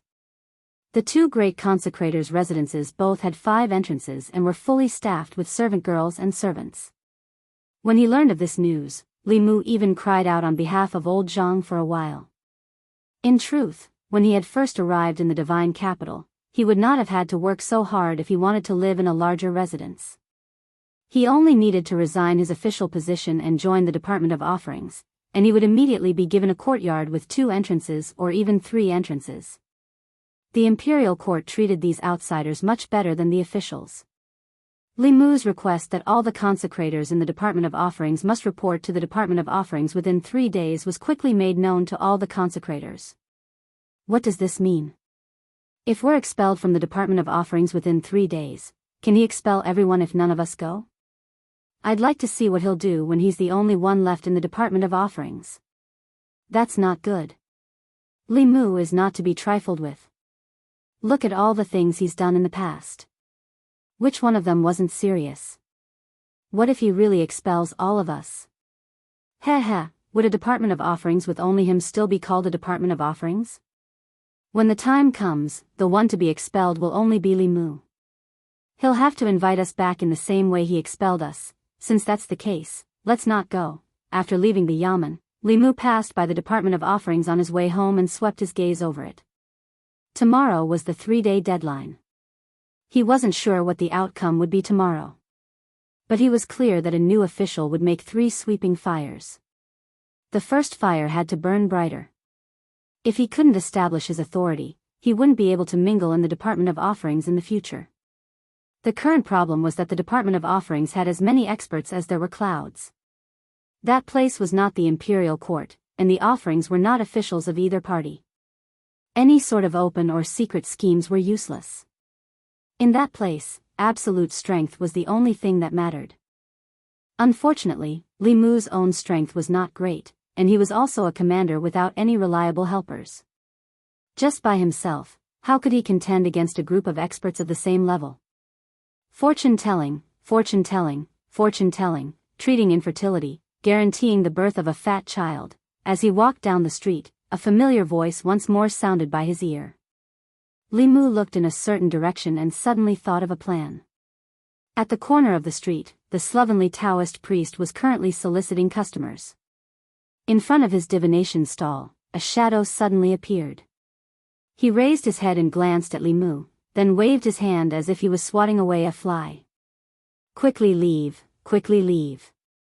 This old man doesn't want to see you. This time, Li Mu did not leave. Looking at the Taoist priest, he said, Senior's cultivation is so high. To be a fortune teller is a waste of talent. I don't know if Senior wants to become a offerings in the imperial court. Offerings? The Taoist priest jumped up from the ground, glaring angrily at Li Mu. Gritting his teeth, he said, what kind of person is this old man? This old man doesn't even care about the 6 great sects. What is the Great Zhou court? You actually want this old man to be a dog of the imperial court. If this wasn't the divine capital, this old man would definitely turn you into a dog first. Li Mu continued, with Senior's cultivation, if you join the Department of Offerings, you can become a great offering and live in a 5-sectioned residence. The imperial court will also provide you with maids and servants. The Taoist priest looked at Li Mu and said, before this old man changes his mind, you'd best leave quickly. Li Mu shook his head, saying, Senior probably doesn't want the heavenly fortune talisman either. Just as he turned around, someone grabbed his wrist. The Taoist priest grabbed Li Mu's hand and said seriously, whether it's the heavenly fortune talisman or not isn't important. The main thing is that this old man wants that big residence. You're still young, so you don't understand. After drifting for a lifetime, when you get older, what you seek is a stable place, a place that can shelter you from the wind and rain. Oh right, you mentioned the heavenly fortune talisman just now. What? Is it a heavenly fortune talisman if you join the Department of Offerings? P.S. Recommending the Book of the Old Days by the Bear Wolf Dog. The world is about to be in chaos. Demons are emerging in an endless stream. Chu Qiguang is guarding his territory. Looking at the demons working peacefully and the old employees who have just turned into zombies, he shouted, how dare you call the sun and moon to change the sky? Chapter 388. From the sloppy Taoist priest's reaction, Li Mu knew that he had made the right bet. All 6th-level cultivators would eventually face a problem, their lifespan. Without reaching the upper 3 realms, their lifespan would not be able to break through the limits of mortals. 260 years, or 120 years, was their life and death moment. If they were mortals, then it would be fine. Although 260 years was a long enough lifespan, mortals could not escape from old age, sickness, and death. Most people could not even live past 160 years, so naturally they would not encounter a situation where their lifespan ran out. But cultivators were different.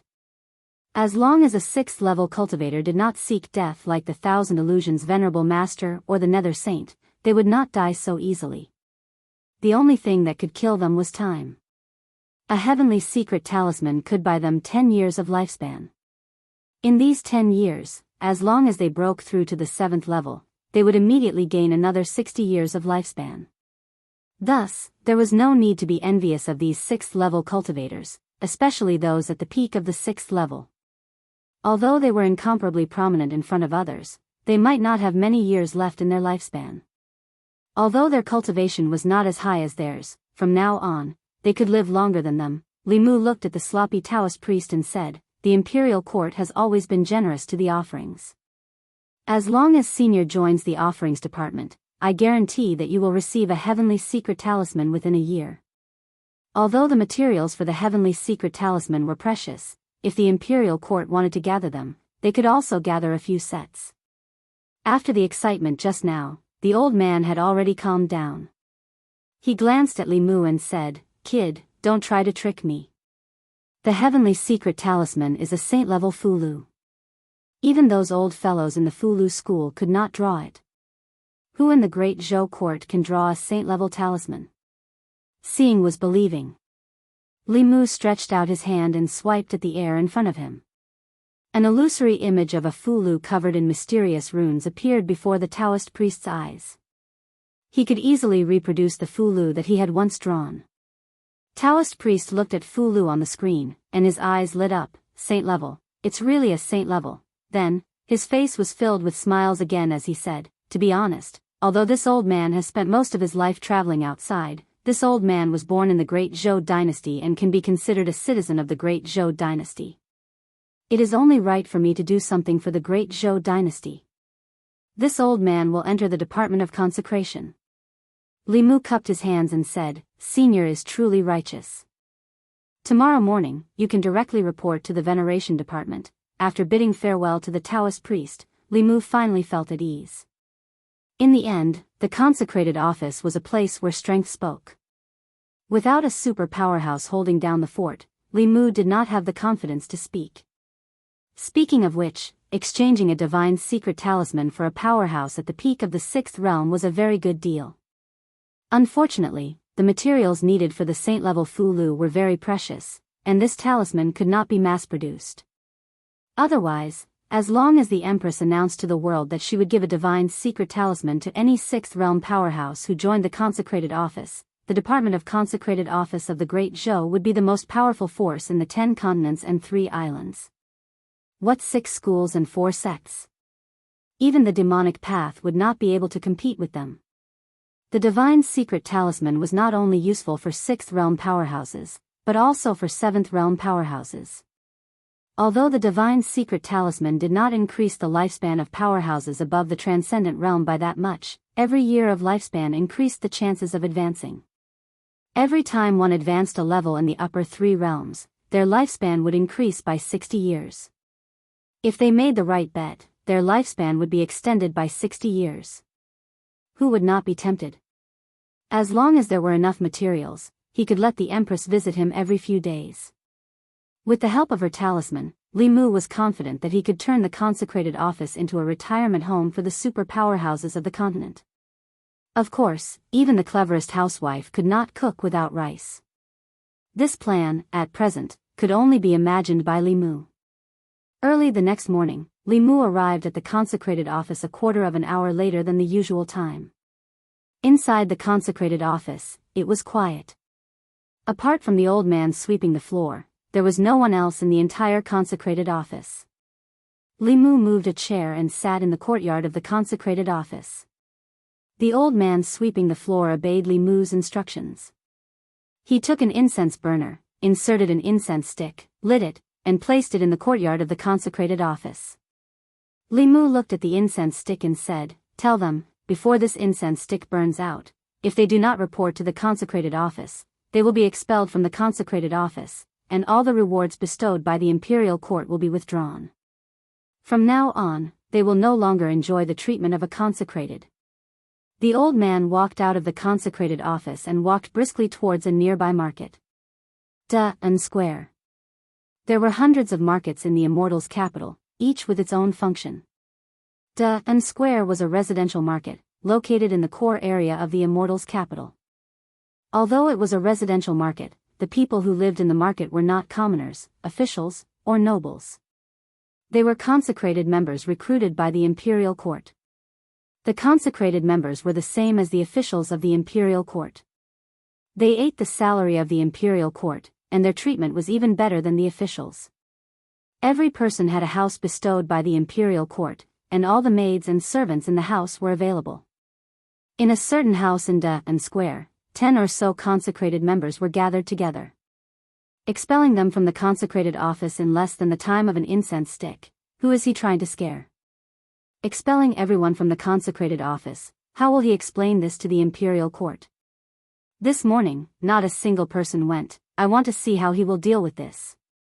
After discussing for a while, they decided to continue staying here. In some other houses in the square, there was also hesitation in the eyes of some people. Should we go or not? Li Mu is not someone to be trifled with. The Empress also favors him so much. How many people have fallen into his hands? If he really expels us, where will our future cultivation resources come from? Why don't we just forget about it? The Shao family has not given us any benefits. We have no need to oppose Li Mu. Li Mu sat in the consecrated office. Ever since the incense stick had burned halfway, consecrated members had begun to walk in from outside. After clasping their hands to Li Mu, they returned to their respective duty rooms. There was also a portion of people who stood outside the consecrated office, chatting and laughing with the people beside them. They were all consecrated members of the consecrated office, but they did not walk in. Their gazes would occasionally glance at the incense stick, as if they were waiting for something. Only when the last stick of incense had burned out did they walk into the consecrated office. If they were frightened by Li Mu on his first day at the consecrated office and obediently returned to the consecrated office in less than the time of an incense stick, then they could forget about having a good life in the future. The reason they had waited until the incense stick had burned out before walking into the consecrated office was to give Li Mu a show of strength. They had to let Li Mu know that the consecrated office was not the same as the imperial court. However, when the incense stick had burned out and the first person outside the door wanted to walk into the consecrated office, a figure blocked their way. That fifth realm consecrated looked at Li Mu, raised his eyebrows, and asked, "Lord Li, what are you doing?" Li Mu said indifferently, "This is the consecrated office." That consecrated said, "Could it be that we consecrated members cannot enter the consecrated office?" Li Mu said, "In the past, yes, but not now. Before the incense stick has burned out, everyone who did not report to the consecrated office has already been expelled from the consecrated office. I will give you all 1 day to move out of and Square, and henceforth do not act in the name of consecrated members of the Great Show." That consecrated did not expect that Li Mu would actually dare to do this. His face darkened as he said, "Lord Li, this is your first day at the consecrated office, are you going to be so ruthless?" As he spoke, a fierce aura emanated from his body.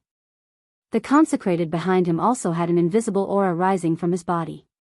Under the pressure of this aura, a few strands of hair by Li Mu's ears were blown up, and his clothes also fluttered loudly. A piece of the green brick under his feet was crushed by his foot. The next moment, Li Mu took a step forward. Boom! An even more powerful aura erupted from his body.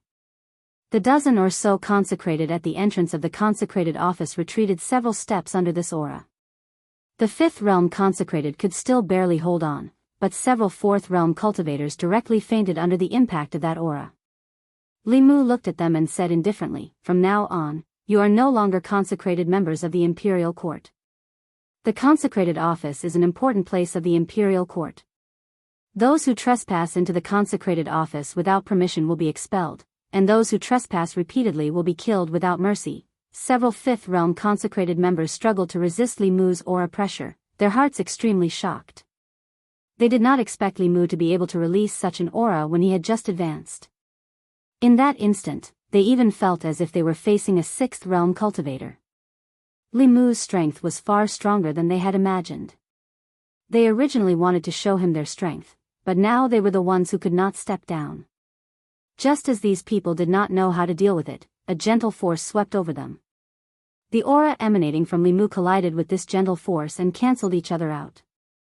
Two elders with similar appearances slowly walked to the entrance of the consecrated office. "The head consecrated is here." "Greetings, head consecrated." Seeing the two old men, the crowd seemed to have found their backbone and bowed to greet them. The elder on the left glanced at them and said, "What are you all standing here for? Hurry up and go in." The head consecrated spoke, and these people heaved a sigh of relief. The leader was about to enter, but just as he took a step into the consecrated office, he was suddenly hit in the chest by a golden light, and his entire body was sent flying. After sending one person flying, the Tao bell shrunk to the size of a palm and floated on Li Mu's shoulder. Seeing this, the few consecrated who were about to enter immediately stopped in their tracks. They never would have thought that Li Mu would not even give face to the head consecrated. The elder who had spoken just now had a dark expression and asked, "Lord Li, what is the meaning of this?" "Nothing." Li Mu looked at him and said calmly, "I have said before that those who do not last 5 minutes will be expelled from the consecrated office. These people are standing outside the consecrated office and dragging their feet until the incense burns out. Clearly, they do not want to be consecrated anymore. The consecrated office is an important place of the imperial court. Not just any random person can casually enter." The elder looked at him and asked slowly, "The two of us are also late. Does Lord Li want to expel the two of us from the consecrated office as well?" Sixth realm cultivators were not easy to recruit. Li Mu did not have this authority. Although Li Mu really wanted to expel them to save resources for the imperial court, if he really did expel them, the imperial court would probably also put pressure on the empress. Li Mu looked at him and said, "Seeing that you are the head consecrated, I can make an exception this time. There will not be a next time. There is no need to wait for a next time." The elder who had not spoken all this time snorted and said coldly, "If you want to expel them today, then the two of us will voluntarily resign. You can expel us as well while you are at it." Li Mu looked at this elder in shock. There was actually such a good thing? He was just worrying about how to expel them. With the sloppy Taoist priest, who was at the peak of the sixth realm, there was no need for the two of them. Wasn't this just a waste of the imperial court's resources? Li Mu looked at the two of them in surprise and said, "Words are no guarantee. Why don't the two of you make an oath to the heavenly Tao?" Chapter 389. Li Mu wanted nothing more than for these two old fellows to leave the Department of Offerings. They lived in large mansions and were served by more than a dozen maids and servants. Every year, the imperial court would provide them with large amounts of spiritual jades, spiritual herbs, and other cultivation resources. Despite such good treatment, they couldn't even go to work on time. The results they could produce every year were even less. Thinking about Li Mu himself, with a meager salary, worried about the emperor's heart, purged the rebels, killed the demon path, and built the link between the imperial court and the Fulu school. Besides his own official duties, he also had to approve memorials for the empress and give her special treatment. Thinking of his own efforts, the head offerings' efforts, the treatment of the head offerings, and his own treatment, Li Mu felt even more unbalanced. The two head offerings had not expected that Li Mu would be so unyielding. After expelling the two head offerings and dozens of other offerings, what was left of the Department of Offerings? Did he not think that if he really did this, how would he explain it to the imperial court? As for making them swear an oath to the heavenly Tao, this was naturally impossible. Any cultivator with a normal mind would not joke about the heavenly Tao. The two coldly snorted at the same time, clasped their hands behind their backs, and left. Li Mu was, after all, acting on the empress's orders. With their status, there was no need to say too much to Li Mu. When the Department of Offerings fell into chaos because of him, he would not be able to explain himself to the imperial court, and would naturally leave with his tail between his legs. Seeing that the two head reverends had left, those reverends who didn't report to the reverends department within the time set by Li Mu also didn't dare to step into the reverends department. They all left with gloomy faces. This was only a temporary departure. According to Li Mu's own rules, this time, more than half of the combat strength of the Department of Offerings would be expelled from the Department of Offerings. The Department of Offerings of the Great Zhou existed in name only. Once the imperial court investigated, he would not be able to bear the responsibility, and would still have to invite them back. And the offerings of the Department of Offerings were secretly rejoicing that they had changed their minds at the last moment. Li Mu didn't even give face to the great consecrator, much less them. Once they lost their status as consecrators, where would they find cultivation resources? Without a sect or family, leaving the consecrator department was the same as cutting off their cultivation path. After sending those people away, Li Mu sat back down on the chair in the courtyard of the Office of Offerings. The original intention of the consecration department was to recruit strong cultivators to serve the country. They did not want them to participate in the politics of the court. However, the consecrators were in the divine capital. These matters could not be avoided easily. The current consecrated office had already deviated from its original intentions and needed a complete change. Of course, the price of change was also huge. This time, Li Mu had expelled more than half of the consecrators of the consecration department. Although this was more beneficial for future management, the drawbacks were also obvious. The overall strength of the consecration department had severely shrunk. Although they had the unkempt Taoist priest, no matter how powerful he was only one person. He could not solve the problem of the 36 counties of Great Zhou. Right now, the Foreign Service Division urgently needed fresh blood. However, they could not expand their recruitment at will. Otherwise, the previous internal guard was a lesson to be learned. If someone with bad intentions sneaked in and gave them a fatal blow at the critical moment, all their previous efforts would be in vain. Li Mu thought for a while and stretched out his hand. A white light flashed and a black, palm-sized wooden block appeared in his hand. The four sides of the wooden block were engraved with mysterious runes. After Li Mu injected his spiritual power, these runes began to flicker and emit a faint light. After the light on the wooden block stabilized, Li Mu put the wooden block to his ear and said, "Hey, is this Senior Brother Sect Master? I'm Li Mu. Last time, we talked about the cooperation between the Ancestral Court and the Imperial Court. You promised to send some elders over. What? 10? 10 is too little, at least 30. 30 isn't much at all. What's the point of them staying in the mountains?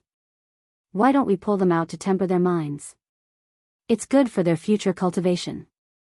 Li Mu put down the wooden box and saw the unkempt Taoist priest standing in the courtyard of the consecration department. He looked at Li Mu with a puzzled gaze and asked, "Xian Jizi is your senior brother?" Li Mu nodded. The Taoist priest thought for a while and asked again, "Then who is your master?" Li Mu said, "My master is Talisman Daozi." The Taoist priest revealed a look of understanding and said, "So it's him." Li Mu asked, "Senior, do you know my master?" The Taoist priest shook his head and said, "I'm not familiar with him. Talisman Daozi has some talent in the Fulu, but his cultivation talent is not high. His lifespan should be in these 2 years. Your master," Li Mu said, "with the Talisman of Heavenly Secrets, it should be able to buy Master 10 more years." The Taoist priest was stunned and then said, "So the Talisman of Heavenly Secrets was given to Talisman Daozi. Who drew the Fulu?" "As far as I know, no one in the Fulu school has this ability." Li Mu smiled and said, "Senior, you don't have to worry about this. After a year, Senior's Talisman of Heavenly Secrets will be handed over." The unkempt Taoist priest didn't ask any more questions and said, "What do you need me to do?" Li Mu said, "Senior, you only need to preside over the offerings department. The other matters will be taken care of by the offerings department below." The head reverend's greatest use in the reverend department was to intimidate others. If there weren't any sixth realm cultivators holding down the fort, the words, "reverend department," would inevitably lose some of its grandeur. When the head offerings were truly needed, it would be when an earth-shattering event happened in a certain county. On the first day Li Mu took charge of the offerings department, he drove away more than half of the offerings and angered 2 head offerings. Soon, the news spread throughout the divine capital and caused a heated discussion among the officials. "This is too ridiculous. In less than an incense stick's time, he will be expelled from the offerings department. He wants to turn the offerings department into his own." Even the 2 head offerings were angered away. Without the head offerings, the offerings department is nothing but an empty name. Let's see how Li Mu will deal with this. He will destroy the offerings department. Many officials in the court thought that Li Mu's actions were a bit excessive. In the Ministry of War, several officials discussed this matter and had different opinions. Strict adherence to orders and prohibitions. Compared to the court, he is more suited to be in the military. If he doesn't use this method, it will be difficult to get rid of the offerings department. He doesn't have to be so harsh on the 2 head offerings. After all, the offerings department still depends on them. Dawn Square. The offerings that Li Mu drove out of the offerings department were all waiting at home. The offerings department was already understaffed. Without more than half of the offerings department was simply unable to deal with the emergencies that occurred in the 36 counties of the Great Show. Although there were many officials in the court with decent cultivation, they each had their own duties and official duties. It was impossible for them to leave their posts to deal with these matters.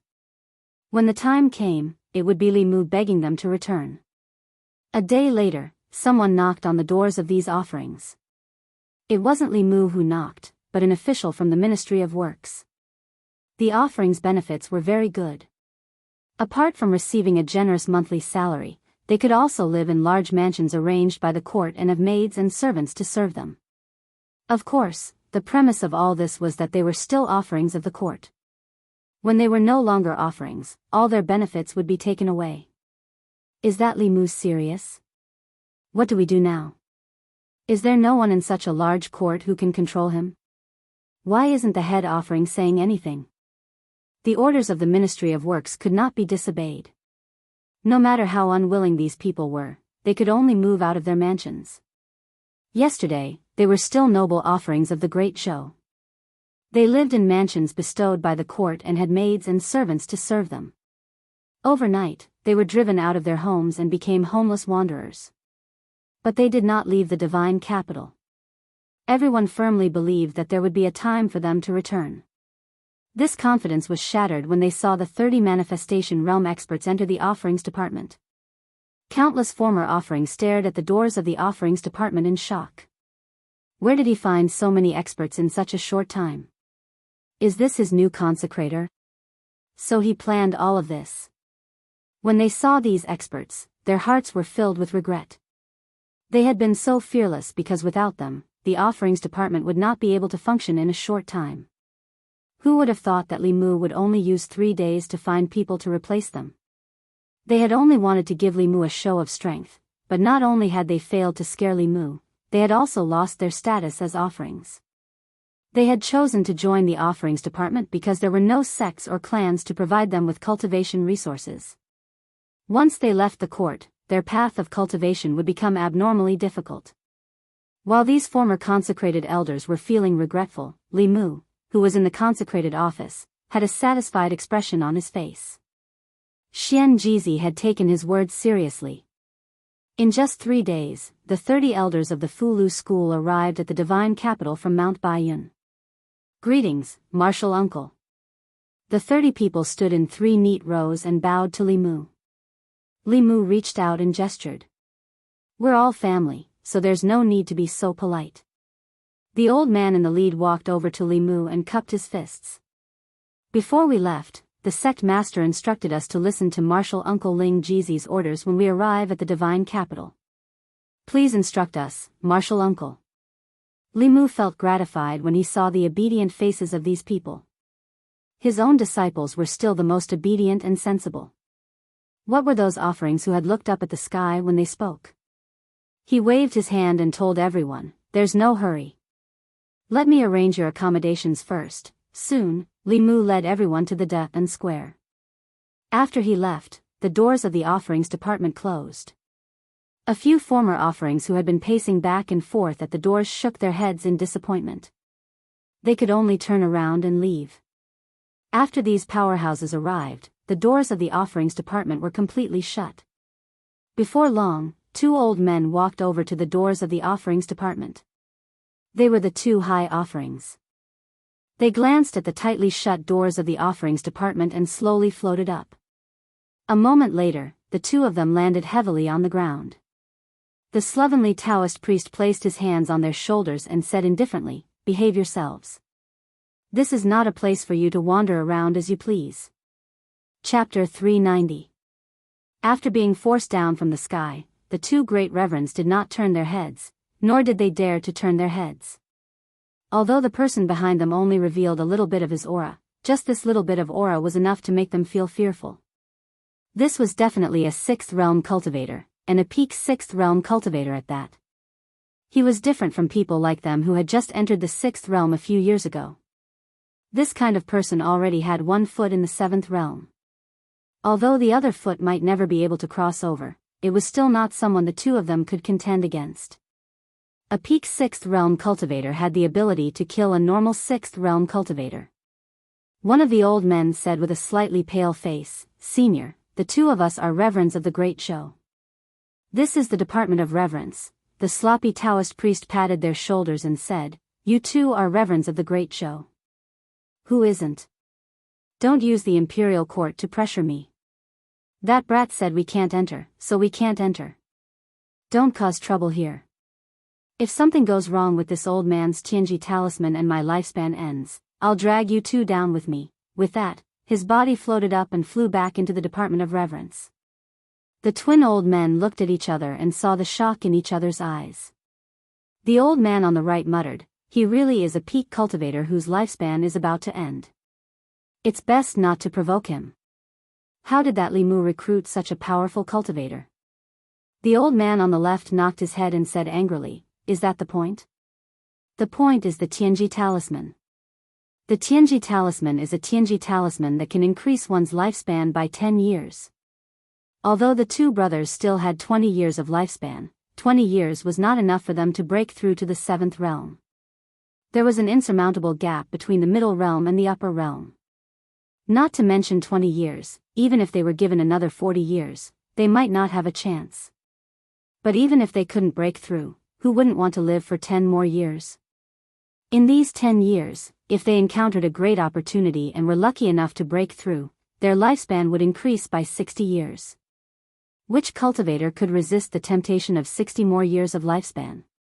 Unfortunately, the heavenly secret talisman was a saint-ranked Fulu. Up until now, no one had been able to draw it. The ancestral court of Fulu school.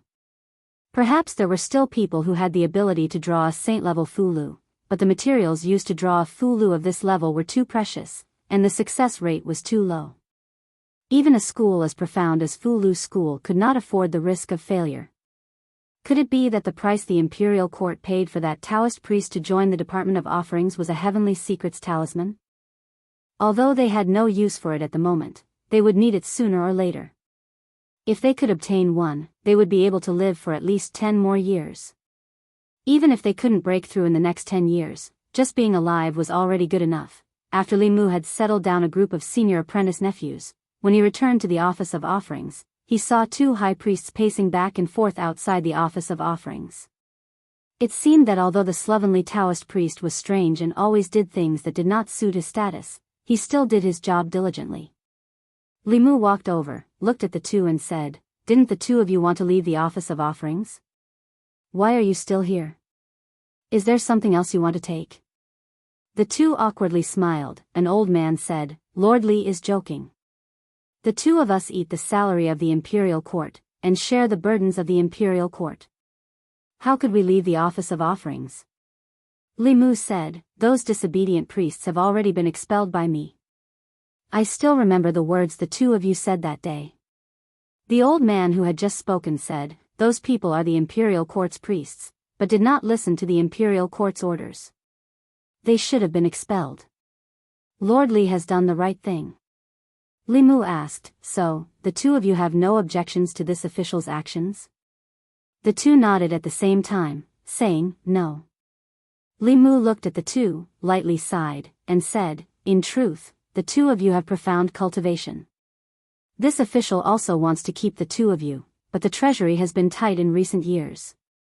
There are not many spiritual jades, spiritual medicines, spiritual treasures and the like left. We really cannot afford to support the two of you." The old man said, "Lord Li is joking. Hasn't the Office of Offerings recruited a new high priest? That senior's salary must be even higher, right?" Li Mu shook his head, saying, "You have misunderstood. That senior will enter the Office of Offerings, and does not need a salary." The old man was taken aback, then said, "But I heard that the imperial court will give him a heavenly secret talisman." Li Mu said, "He only wants a heavenly secret talisman, not spiritual jades or spiritual medicines. If the two of you also only want a heavenly secret talisman, you can also stay in the Office of Offerings. Otherwise, the two of you should find another place. I believe that with the two of your strength, no matter which sect you join, you will be honored guests. The Office of Offerings is small, and cannot afford to support two great deities." At the 6th level of cultivation, the effect of spiritual jades on cultivation was very small, unless they could absorb an entire spiritual jade mine.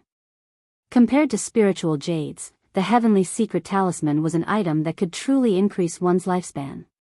Without this item, 20 years later would be the day of their death. No matter which sect they joined, they would not be able to obtain a heavenly secret talisman, and the cultivation resources they could obtain would not be much more than in the Office of Offerings. The two exchanged glances, their gazes meeting, and quickly came to a decision.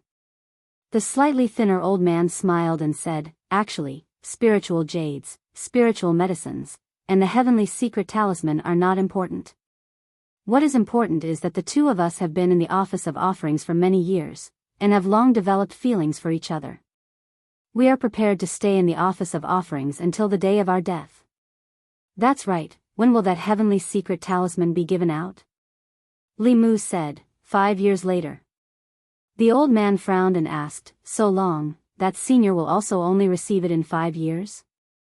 Li Mu smiled and said, "That senior's cultivation has already reached the peak of the 6th level. He will receive the heavenly secret talisman in a year's time." The two of them knew that Li Mu had only said half of what he had said. Only a peak of the 6th level cultivation could receive the heavenly secret talisman in a year's time. Their cultivation was far inferior to his, and they would also need to work for the imperial court for a longer period of time. The thin old man thought for a while, then said, "Can we take a look at the heavenly secret talisman first?" Li Mu stretched out his hand and lightly swiped at the air, and the image of the heavenly secret talisman appeared in front of the two.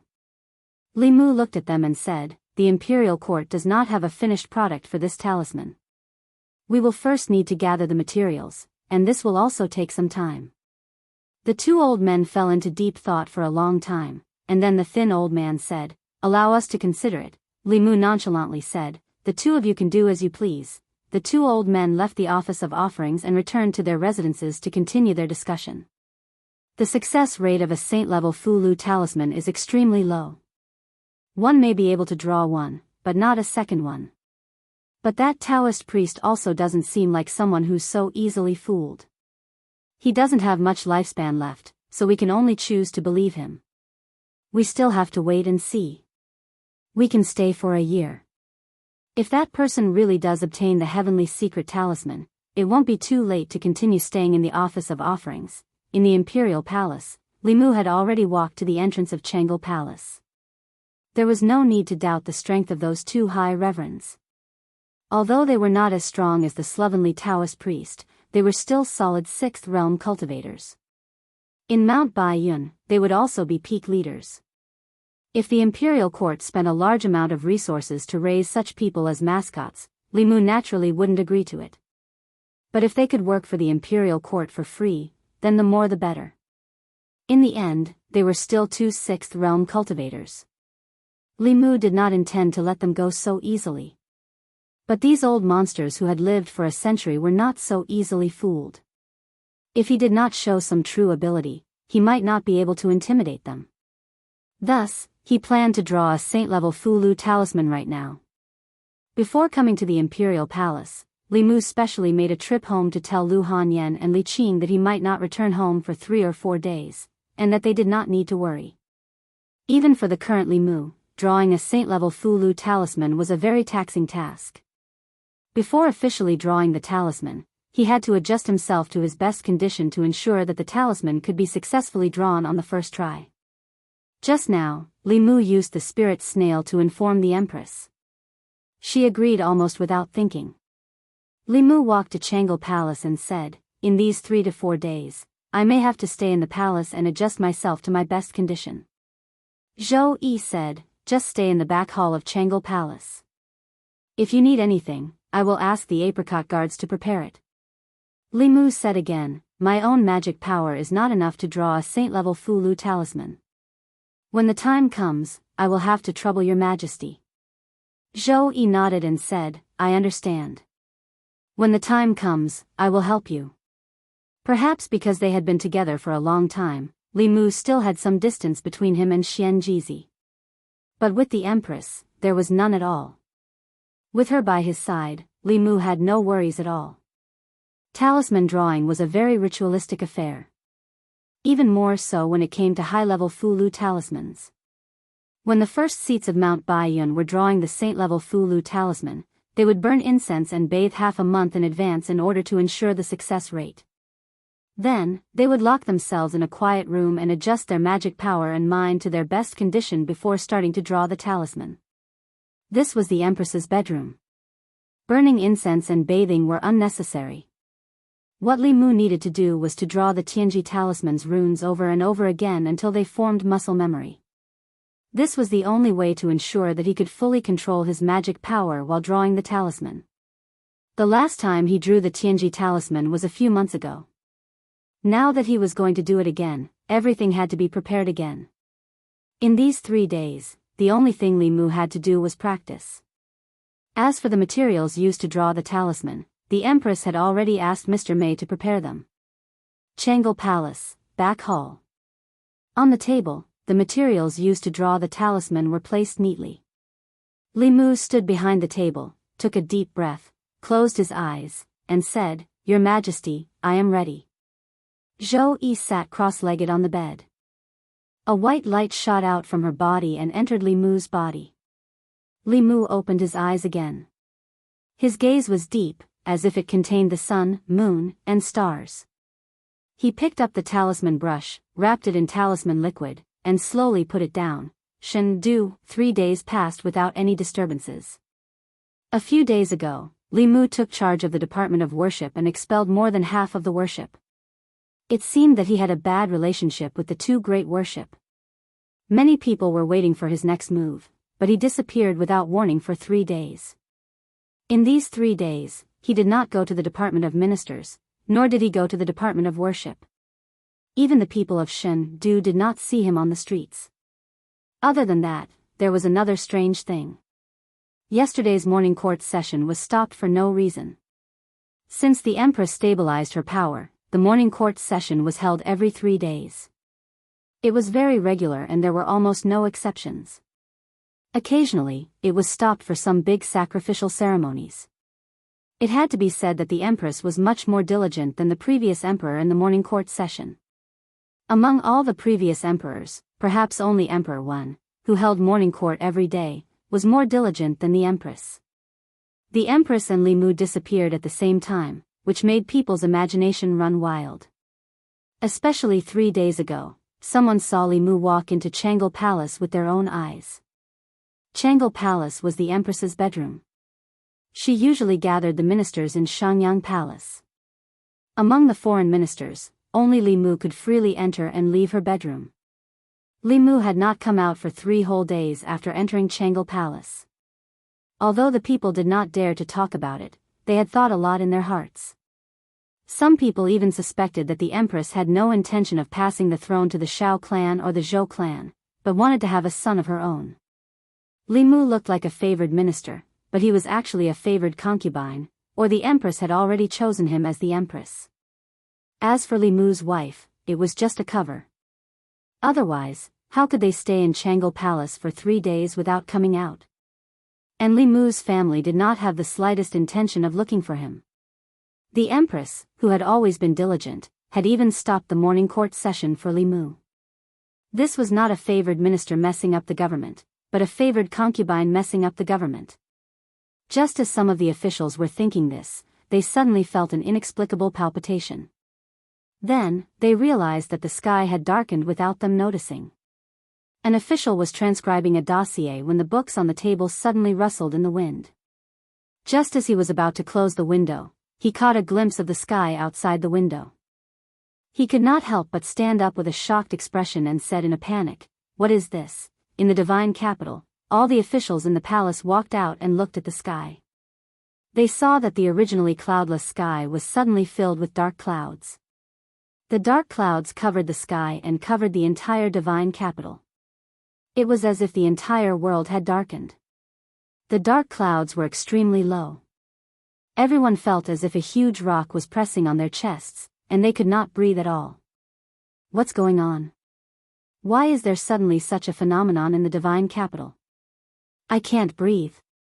It's so uncomfortable. The citizens of the divine capital were also shocked by the sudden phenomenon. This doomsday-like scene made everyone uneasy. Dark clouds were still gathering in the sky. Soon, they were as thick as ink. Lightning snakes danced in the dark clouds from time to time, adding a bit of fear to the scene. In the divine capital, the 4 academies. 4 figures floated up at the same time. This is heavenly tribulation. Someone has ascended to the 7th realm? No, the heavenly tribulation of the 7th realm is stronger than this. In the White Deer Academy, a middle-aged man pinched his fingers and murmured, "It's either someone ascending to the 7th realm or a precious treasure has appeared. I wonder what it is that caused this phenomenon." In the consecration department, the sloppy Taoist priest was dozing off. His eyes suddenly opened, and he instantly appeared in the courtyard. He looked at the phenomenon in the sky and was stunned for a moment. Then, shock appeared on his face and he blurted out, "Motherf*****, heavenly tribulation." Someone drew a saint-level Motherf asterisk cur. Oh my, there's really someone in the great Zhou court who can draw something like this. In the Dawn Square, the two high consecrators had long been alarmed by the phenomenon. They stood in the courtyard and looked up in shock. When the dark clouds gathered to a limit, they released tens of thousands of lightning bolts and struck in the direction of the palace. Everyone's gaze also looked at the palace. Inside the palace, the officials who were observing the weather saw the dense lightning bolts above their heads heading straight for them. All of them felt their scalps go numb and their guts go numb. Some of the weaker ones directly collapsed to the ground under the heavenly might and even fainted. In the rear hall of the Changle Palace, Li Mu's face was incomparably pale. Sweat dripped from his forehead, but he couldn't care less. The writing of the heavenly secret talisman had reached the most critical moment. The writing of the saint-level Motherf asterisk cur this time was different from the time at White Cloud Mountain. Last time, Li Mu was in the special flask space.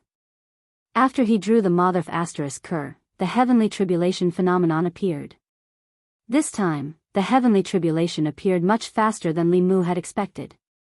Before the Motherf asterisk cur was drawn, the tribulation clouds had already formed and condensed into the first wave of attacks. Thunder rumbled in his ears, but he couldn't afford to be distracted. If he was the slightest bit careless, 3 days of hard work and those precious talisman liquid would be wasted. Outside the Changle Palace, when the bolts of tribulation lightning were about to strike, the 4 walls of the divine capital suddenly flashed with a golden light. In the next moment, a golden light shield appeared above the divine capital and completely enveloped the divine capital. When the lightning bolts landed on the light shield, it was like a clay ox entering the sea. There was no sound and no splash. Only then did some officials remember that the divine capital, as the capital of the Great Zhou, was protected by a powerful array formation. Even if there were thousands of soldiers and horses, or even 7th realm cultivators, they wouldn't be able to break through it. After realizing this, they gradually felt relieved. However, they still couldn't help but look in the direction of the Changle Palace. The target of the tribulation lightning was obviously Changle Palace. What were Her Majesty and Li Mu doing inside? Why did they summon the heavenly tribulation? In the sky, the lightning bolts in the tribulation clouds had already begun to accumulate for the second time. In the Changle Palace, Li Mu finished the last stroke in an ethereal state. The Motherf asterisk cur on the table flashed with spiritual light and slowly floated up. The heavenly secret talisman was completed. A beam of white light shot out of Li Mu's body and entered the Empress's body. Li Mu's body and mind were already exhausted to the limit.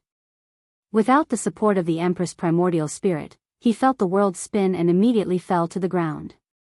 However, he didn't fall to the ground. Instead, he fell into a body with a faint fragrance. Zhou Yi carried Li Mu to the bed and put him down. She said, "Rest first. Leave the rest to me." Li Mu was already exhausted to the extreme.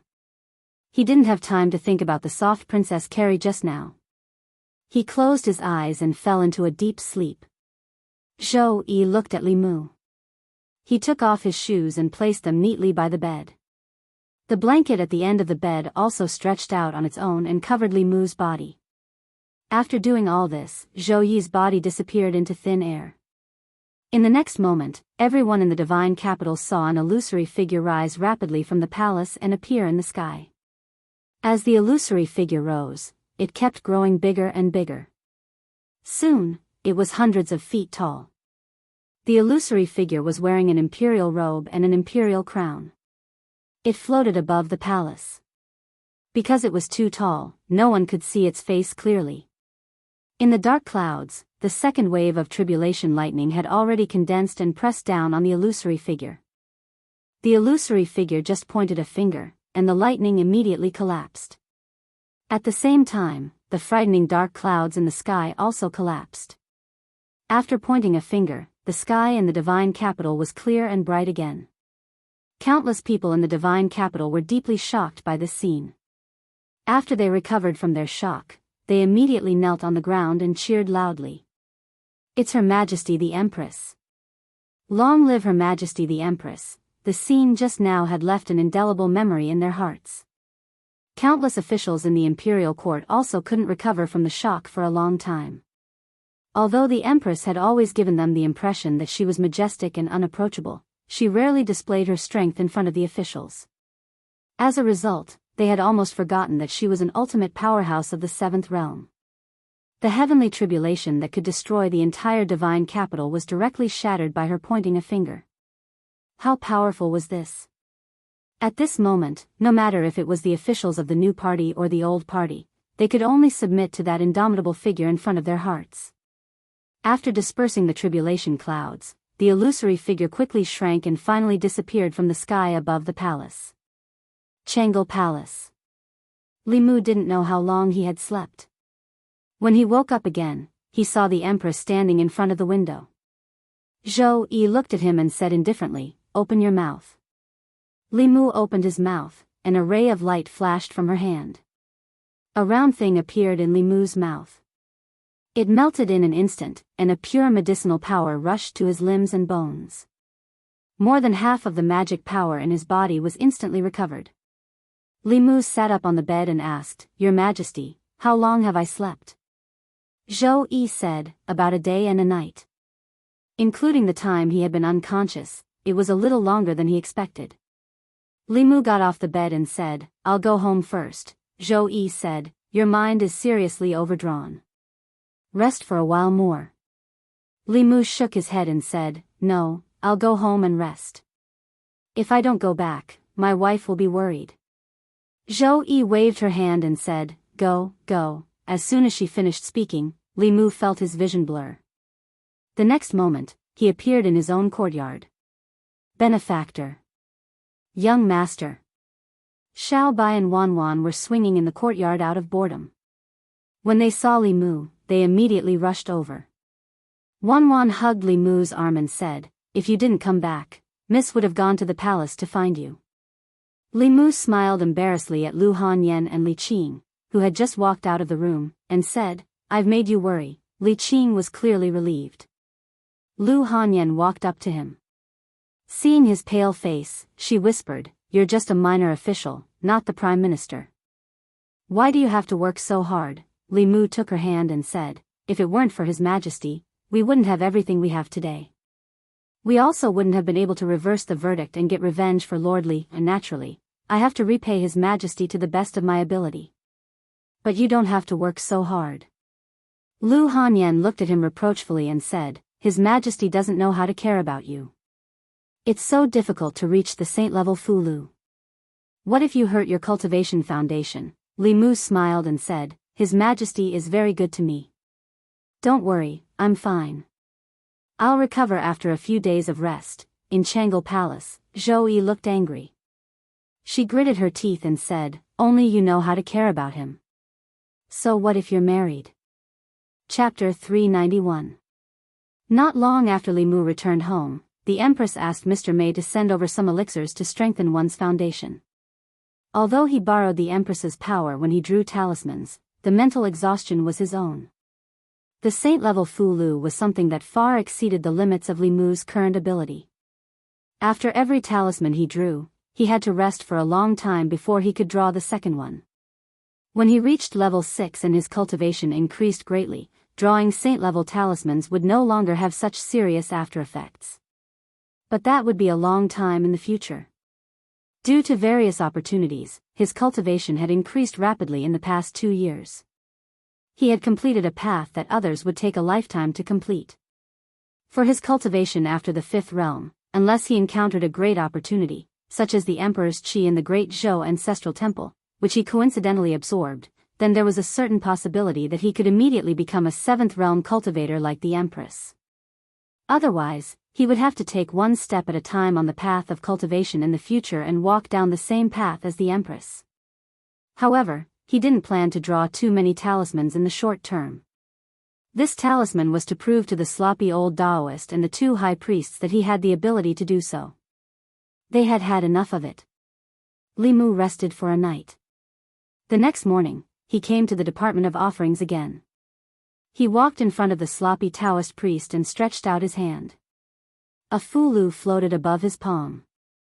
The moment the Fulu appeared, the space here seemed to distort. The talisman of divine secrets. The sloppy Taoist priest was shocked. Yesterday's vision was indeed caused by the birth of the saint-level Fulu. He subconsciously reached out to take it, but the Fulu disappeared in Limu's hand.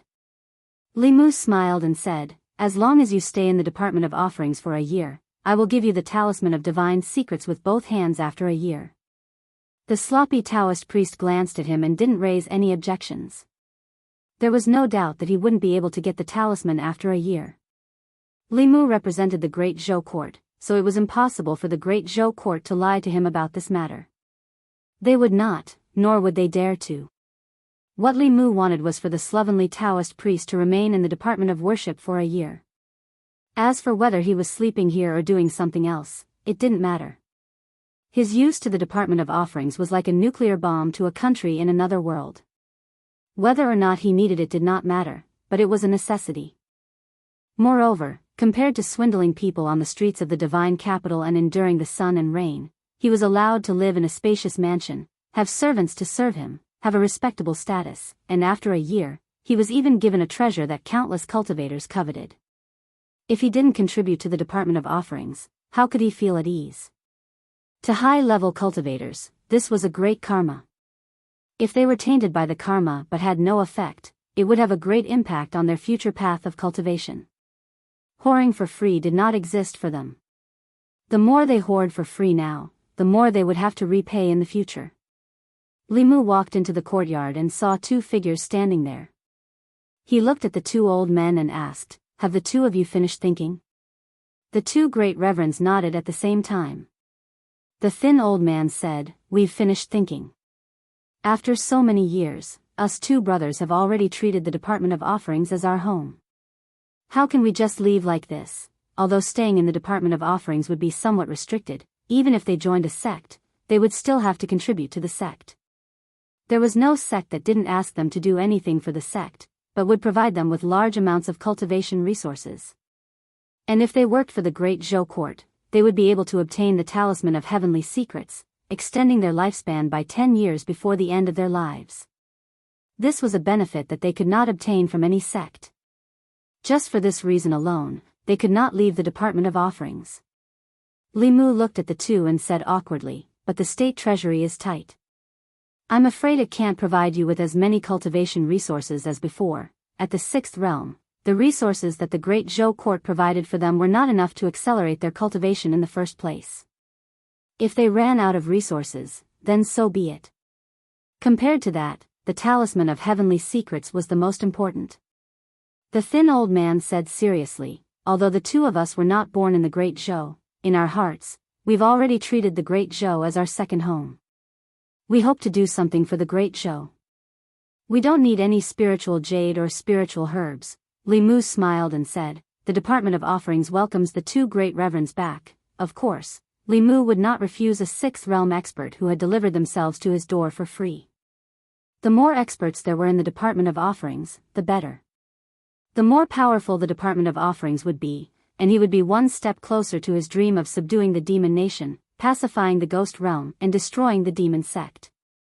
After fulfilling his promise to the Empress, he would be able to take his wives and entangle them to the ends of the earth. At present, Lu Hanyan had already become the head wife of the Li clan. He and Li Qing were still at the stage of holding hands and hugging each other. This was because compared to Li Qing, Lu Hanyan was more open and proactive. For the sake of dual cultivation, she climbed over Li Mu's window and climbed into his bed in the middle of the night. Before the two of them confirmed their relationship, Lu Hanyan was already capable of doing such things. If Li Qing was half as proactive as she was, she might be the head wife of the Li clan now. However, this was due to the difference in their personalities. It could not be forced. Getting along with Li Qing had to be done step by step. If Lu Hanyan hadn't disturbed them yesterday, they might have already progressed from hugging each other to kissing and hugging each other. Li Mu suspected that Lu Hanyan was deliberately causing trouble, but he had no evidence. He had originally planned to continue what he hadn't finished yesterday with Li Qing tonight. However, when he returned home, he saw Hyun Jinko in the courtyard. After asking Hyun Jinko, Li Mu found out that he was here on the orders of the sect master to bring Li Qing and Lu Hanyan back to Mount Baiyun. Although the sect master had only taken Li Qing as his disciple as a temporary measure, this matter was already known to everyone. In everyone's hearts, Li Qing was the disciple of the Fulu school's sect master. As one of the 6 Taoist sects, the Fulu school's sect master naturally couldn't be careless about accepting a disciple. This time, Hyun Jinko was bringing Li Qing back to the mountain for the purpose of holding the disciple acceptance ceremony. At that time, apart from the sect masters and elders of the various sects of the Fulu school, the other 5 Taoist sects, such as the Danding sect, the Spirit Array sect, the Xuanzong sect, the South sect, and the North sect, would also send important figures to participate in the ceremony. Lu Hanyan would also participate in this ceremony. When Yuzhen Zi had taken her as his disciple, although he had extorted the Fulu school once, he hadn't held the disciple acceptance ceremony. This was because this kind of ceremony was only held by grand elders or first seats whose cultivation had reached the 7th realm. Yuzhen Zi's cultivation had originally been at the peak of the 6th realm. After returning to the mountain this time and receiving Mount Baiyun's inheritance, he had already successfully advanced to the 7th realm. Her and Xian Jizi's disciple acceptance ceremony would be held together. Hyun Jinko looked at Li Mu and asked, "Junior brother, do you want to return to the mountain with us?" During this ceremony, senior brother sect master should introduce some experts from the other 5 sects to you. Li Mu thought for a moment and asked, "When will the ceremony be held?" Hyun Jinko said, "The ceremony needs to be prepared and the other 5 sects, including the South sect, the North sect, the Xuanzong sect, and the others, will all need time. The soonest will be 3 months later." Li Mu asked, "Then why don't we pick them up 3 months later?" Hyun Jinko said, "Senior brother sect master's intention is to take advantage of these 3 months to raise martial niece Li Qing's cultivation to the 5th realm as soon as possible. Senior sister has just advanced. According to the rules, she has to visit the other 5 sects one by one. She plans to bring martial niece Lu to see the world. Lu Hanyan and Li Qing were both going to leave. In that case, Li Mu would have to stay in an empty room for at least the next 3 months. They both had important matters to attend to. Li Mu could not force them to stay by his side. Although Lu Hanyan and Li Qing had different personalities, they had the same desire to be strong. Li Mu and Lu Hanyan's cultivation were both at the 5th realm. Although Li Qing did not show it, Li Mu knew that she also had an urgent desire to improve her strength. As for Lu Hanyan, she would not be satisfied. In the future, her life would be to play the zither and cook. She also had her own cultivation. Li Mu looked at them and said, "Then you two go. I will return in a few days. The court has been busy recently. I can't leave." The matter of the Department of Worship was not over. Li Mu planned to abolish the old system of worship and introduce a new set of rules. This was not something that could be done in 2 or 3 days. He needed to discuss it with the Empress before he could finalize it. Lu Hanyan called Wan Wan and Xiao Bai into her room. No one knew what they said. Li Qing glanced at Li Mu and said, "I have something to say to you." Li Mu followed her into the room and asked, "What?" "Oh." Li Qing turned around, stood on her tiptoes, and kissed Li Mu on the lips. Their lips touched. Li Mu was stunned for a moment, then hugged her waist tightly.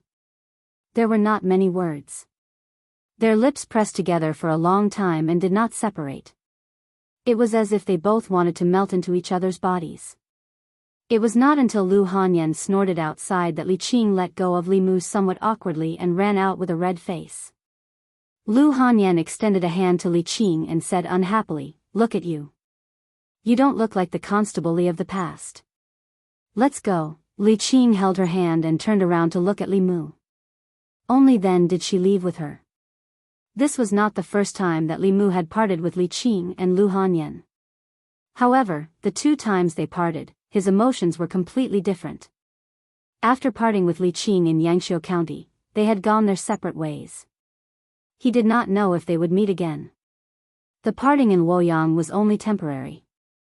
Li Mu knew very well that they would meet again very soon.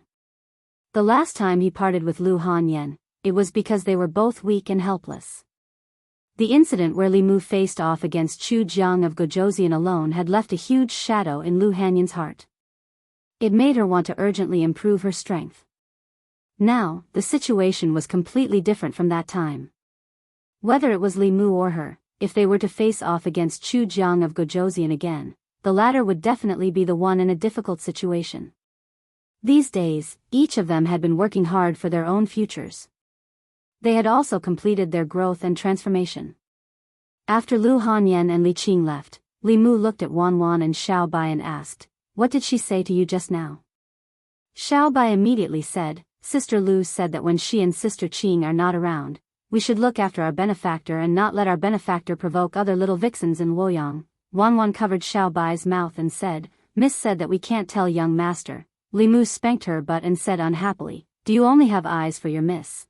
Wan Wan covered her butt and said with grievance, "Young master already has Xiao Bai. Don't provoke other vixens." She blinked her big clear eyes.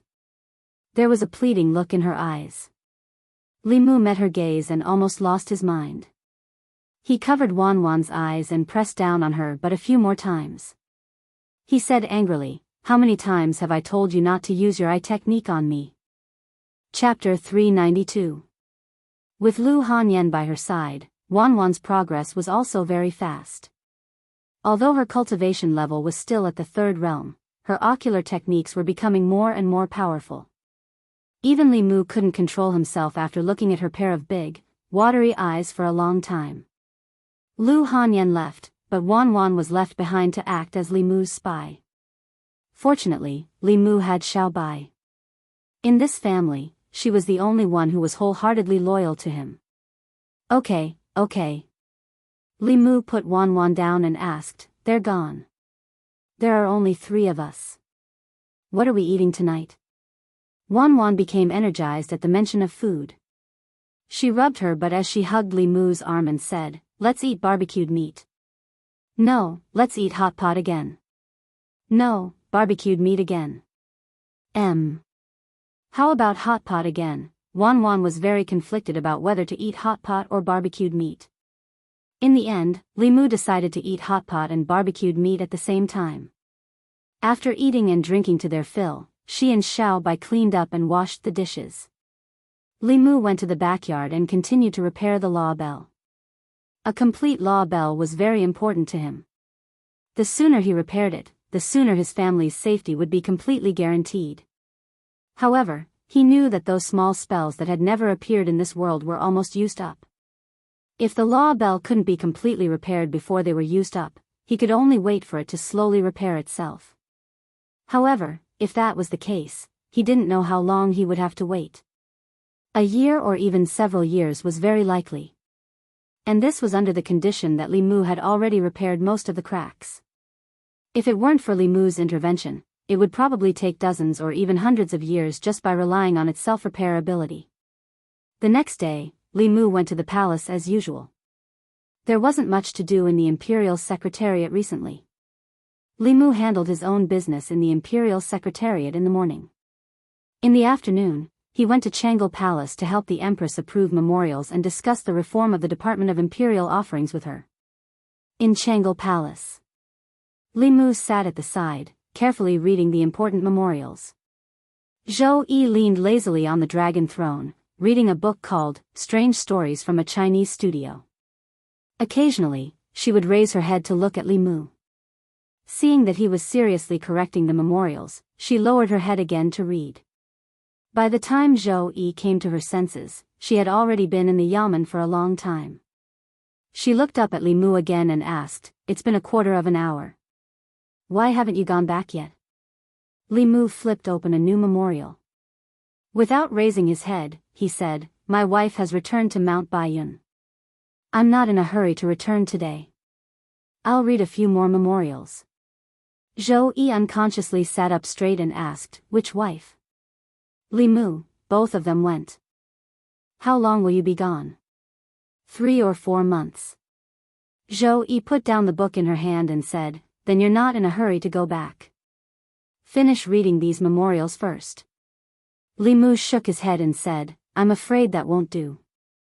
Xiao Bai and Wan Wan are still waiting for me to eat at home." Zhou Yi said, I'll have the Mei Wei bring them to the palace. I haven't seen the little fox in a long time. I'll also order the imperial kitchen to prepare some food. In a while, you can all eat at my place. Li Mu was stunned for a moment. Then, he could only nod and say, then okay. It seemed that ever since Lu Hanyan came to Shendu, the Empress hadn't gone to the Li Manor. In any case, there was no one at home. It didn't make much of a difference if he went back sooner or later.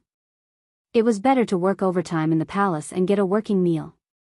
Soon, Mr. Mei went to the Li Manor to pick up Wan Wan and Xiao Bai. It was Wan Wan's first time entering the palace. At first, she was a little reserved. However, under the influence of Xiao Bai, she soon became relaxed. The chatter of the two girls brought some liveliness to the usually lifeless Changle Palace.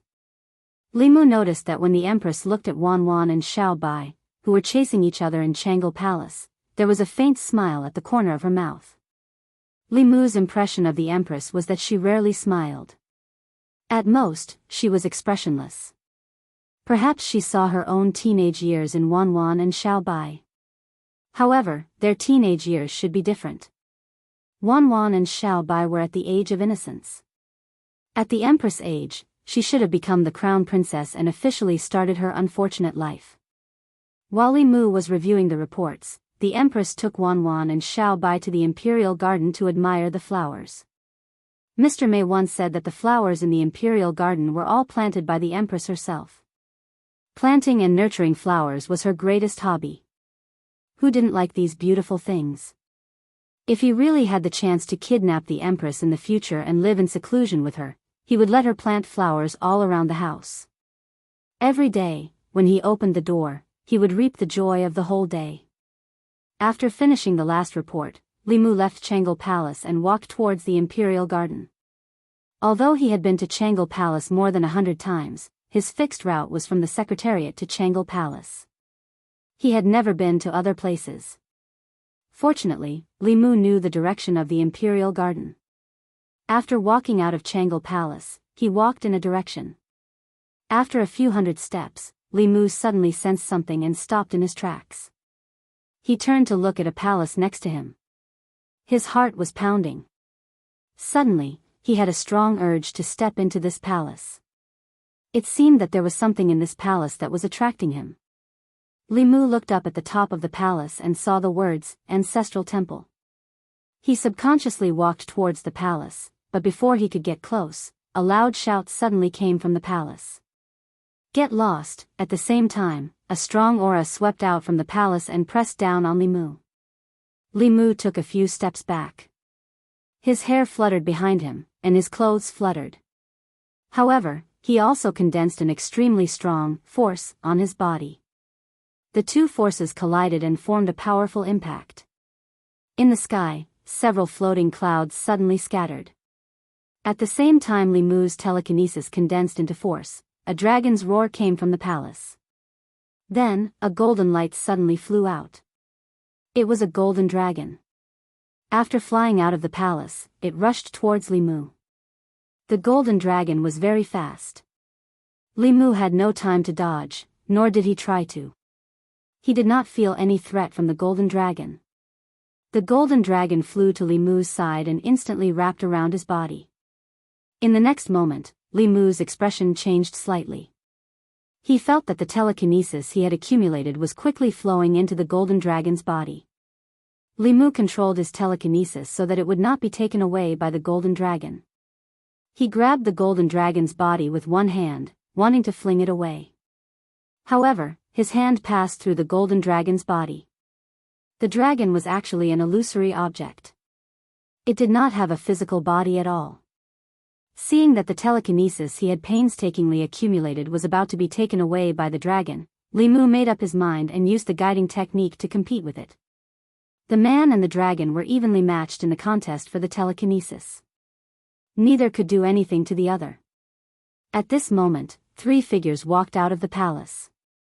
The 3 of them were old men with white hair and beards. They wore crowns on their heads, which were different from the Empress's crown. They wore black dragon robes, and the golden dragon embroidered on their banners only had 4 claws. What shocked Li Mu was that the powerful aura emitted from the three of them was not weaker than the scruffy Taoist priests. There were actually 3 peak 6th realm experts in the palace. Seeing the golden dragon coiling around Li Mu's body, an old man's face darkened. He said coldly, "Those who disturb the emperor's aura should be punished by death." He stretched out a withered finger and pointed at Li Mu from afar. A powerful force of heaven and earth quickly gathered. An illusory finger appeared in front of Li Mu's eyes. A terrifying aura was emitted from the finger. He was about to summon the Tao Bell to defend himself when a figure appeared in front of him. At this moment, the old man's right index finger had already pressed down. Crack! His outstretched finger was directly broken. He ignored his broken finger and looked at the figure in front of Li Mu in shock and anger. He gritted his teeth and said, "What are you doing?" The Empress looked at the three of them indifferently and said, "Go back." Then, she waved her hand gently. A powerful force swept the 3 old men back. The Empress glanced at the golden dragon again. The golden dragon trembled and quickly scurried back into the palace. It was only now that Li Mu sensed the golden dragon's abnormality. He looked in the direction of the palace and muttered, "Your Majesty, this is," the Empress said, "Emperor's aura." It was not the first time Li Mu had heard the name Emperor's aura. The Empress had been able to reach 7th realm because she had obtained it. However, he had only heard of Emperor's aura before. Today was the first time he had seen it. It was said that Emperor's aura was born from the telekinesis of the people of the 36 counties. Li Mu did not realize it earlier, but now he realized that the golden dragon itself was formed from telekinesis. However, the telekinesis was too vast and had already given birth to a spirit. The so-called Emperor's aura was the telekinesis spirit. If Li Mu absorbed a few more decades of telekinesis, his body should also give birth to a telekinesis spirit. This damned telekinesis spirit. It already had so much telekinesis, yet it still coveted this little bit from him. Wasn't it too greedy? However, it was the first time Li Mu had seen such a vast amount of telekinesis. If he had enough spiritual jades, he only needed to swallow this telekinesis spirit and probably reach 6th realm immediately. If this telekinesis spirit completely matured, it would not be impossible for him to reach 7th realm immediately. The Empress looked at Li Mu and asked, "Do you want to go in and take a look?" Li Mu paused and nodded slightly. He followed the Empress to the entrance of the palace.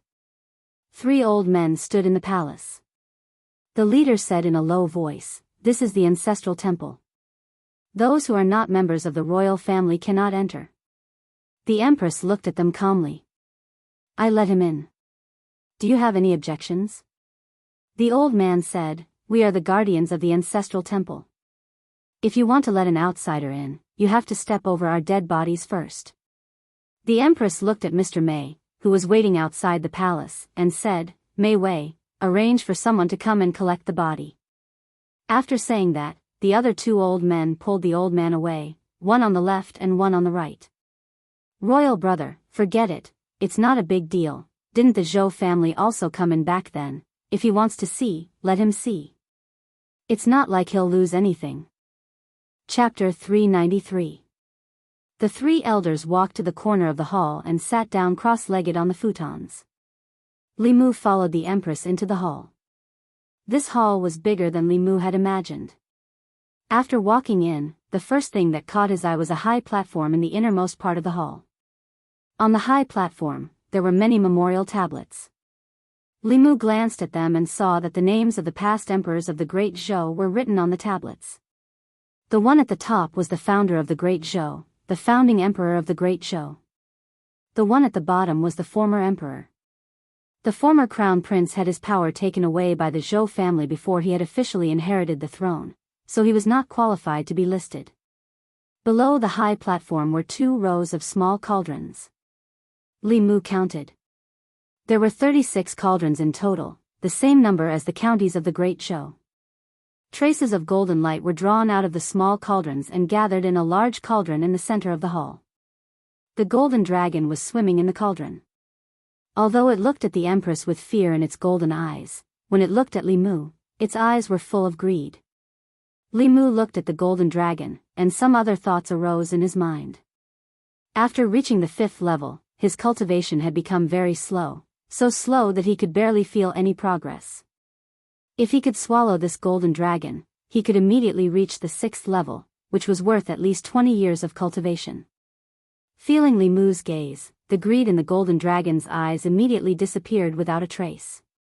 With a whoosh, it dived into the cauldron and did not show its head again. Li Mu looked at the small cauldrons and asked the Empress, "Your Majesty, these cauldrons should correspond to the national temples of the 36 counties, right?" Zhou Yi nodded slightly. Li Mu looked at the small cauldrons and found that the golden light on them varied in intensity, brightness, and darkness. The strongest one was so dazzling that he could not look directly at it. The weakest one was only a thin ray, so dim that it seemed to be about to go out. The small cauldron that shone the brightest was connected to Zhong County where Luoyang was located. In the past year, many changes had happened in Luoyang. The people of Zhong County were united like never before. The further the counties were from the fairy's capital, the dimmer the light from the small cauldron connected to them. Only a few counties were slightly brighter. This meant that there was still a long way to go before he could fully condense the Emperor Qi. The golden dragon quickly flew out of the cauldron and circled around the Empress's head a few times before flying back into the cauldron. Li Mu noticed that all the psychokinesis on the Empress's body had been sucked away by it. As a king who was deeply loved by the people, the Empress's psychic power was no less than Li Mu's. Li Mu was a little angry when he saw this. The psychokinesis on the Empress was something that both Li Mu and her had worked hard for a long time. It was not easy for them to condense it, but it was all for someone else. He felt injustice for the Empress. After visiting the ancestral temple, Li Mu didn't stay here for long and walked out with the Empress. Not long after the two walked out, in the corner of the ancestral temple, 3 elders who were sitting cross-legged on prayer mats with their eyes closed slowly opened their eyes. One of the elders snorted. "Is this still the crown princess? She has changed. She wouldn't be so disrespectful to us in the past." Another elder said, "She was set up by the Zhou family to inherit the Emperor Qi and almost died. Sitting in this position, she was already full of resentment. How can her personality not change?" The last elder said slowly, "That's not important. In the past 6 months, the speed of condensing the Emperor Qi has obviously increased. I'm afraid it will mature again in 20 years. We need to urge them to work hard and cultivate. If they can enter the 6th realm, then they will have full confidence to refine the Emperor Qi, Chang'e Palace." Li Mu, Wan, Xiaobai, and the Empress were eating hot pot together. After walking around the ancestral temple with the Empress, Li Mu gained a lot of knowledge. So this was how the Emperor Qi that was related to the inheritance of the great Zhou came about. It was no wonder that when the people of the 36 counties sent the people's blood letter, both the old and new parties chose to give in. If the imperial court completely lost the people's hearts, the state temples in the various counties would not be able to absorb psychokinesis. Naturally, there would be no way to send it to the ancestral temple, which would delay the condensation of the Emperor Qi. The 3 elders in the ancestral temple were members of the Shao royal family. Their status was extremely high, and their seniority was even higher than that of the previous emperor. The 3 of them were all at the peak of the 6th realm. It seemed that the old party's strength was still far stronger than the new party's. What the Zhou family relied on was their blood relationship with the Empress. Li Mu thought of a question and asked, "Your Majesty, why don't you absorb the Emperor Qi yourself? Will it allow you to enter the 8th realm?" Zhou Yi blew on the tofu and said, "No." Li Mu thought and said, "But your Majesty is so young. You can be the emperor for another 100 years. There's no need to pass the throne," Zhou Yi said indifferently, "because I don't like it." Li Mu sighed. He only felt that it was unfair for her. She did not want to be the emperor, but she took on the responsibility of being the emperor. From the beginning to the end, when the Zhou family was planning, they never asked if what they gave was what she wanted. At this moment, Zhou Yi looked at him again and said, "Unless you're willing to approve the memorial for 100 years, Li Mu picked up a piece of tofu and put it into his mouth. He did not care that it was hot and said decisively, "Since your Majesty doesn't like it, it's fine if you don't want to be the emperor." When the time comes, you can pass the throne to whoever you want. If your majesty is willing, you can be my neighbor. We can open up 2 plots of land in front of the courtyard. Xiaobai nodded and said, okay. I also want to be big sister Zhou's neighbor. Zhou Yi patted her head and said, why don't you two not go back tonight? There are many empty rooms in Changle Palace. You can sleep here. Xiaobai looked at Li Mu. She had to ask for Li Mu's opinion no matter what. After seeing the scene in the ancestral shrine, Li Mu felt even more sorry for the Empress. He nodded and said, then you can sleep here. The Empress looked at Li Mu and said, you don't have to go back either. Li Mu was stunned and asked, Your Majesty, this is not very good, right? Zhou Yi said, in any case, you have to enter the palace tomorrow morning. Just stay here. It's not the first time. What she said was somewhat reasonable. Changle Palace was only 100 steps away from the Secretariat. It was much closer than home, so he could sleep for a while longer. But since ancient times, who would allow an official to sleep in the palace?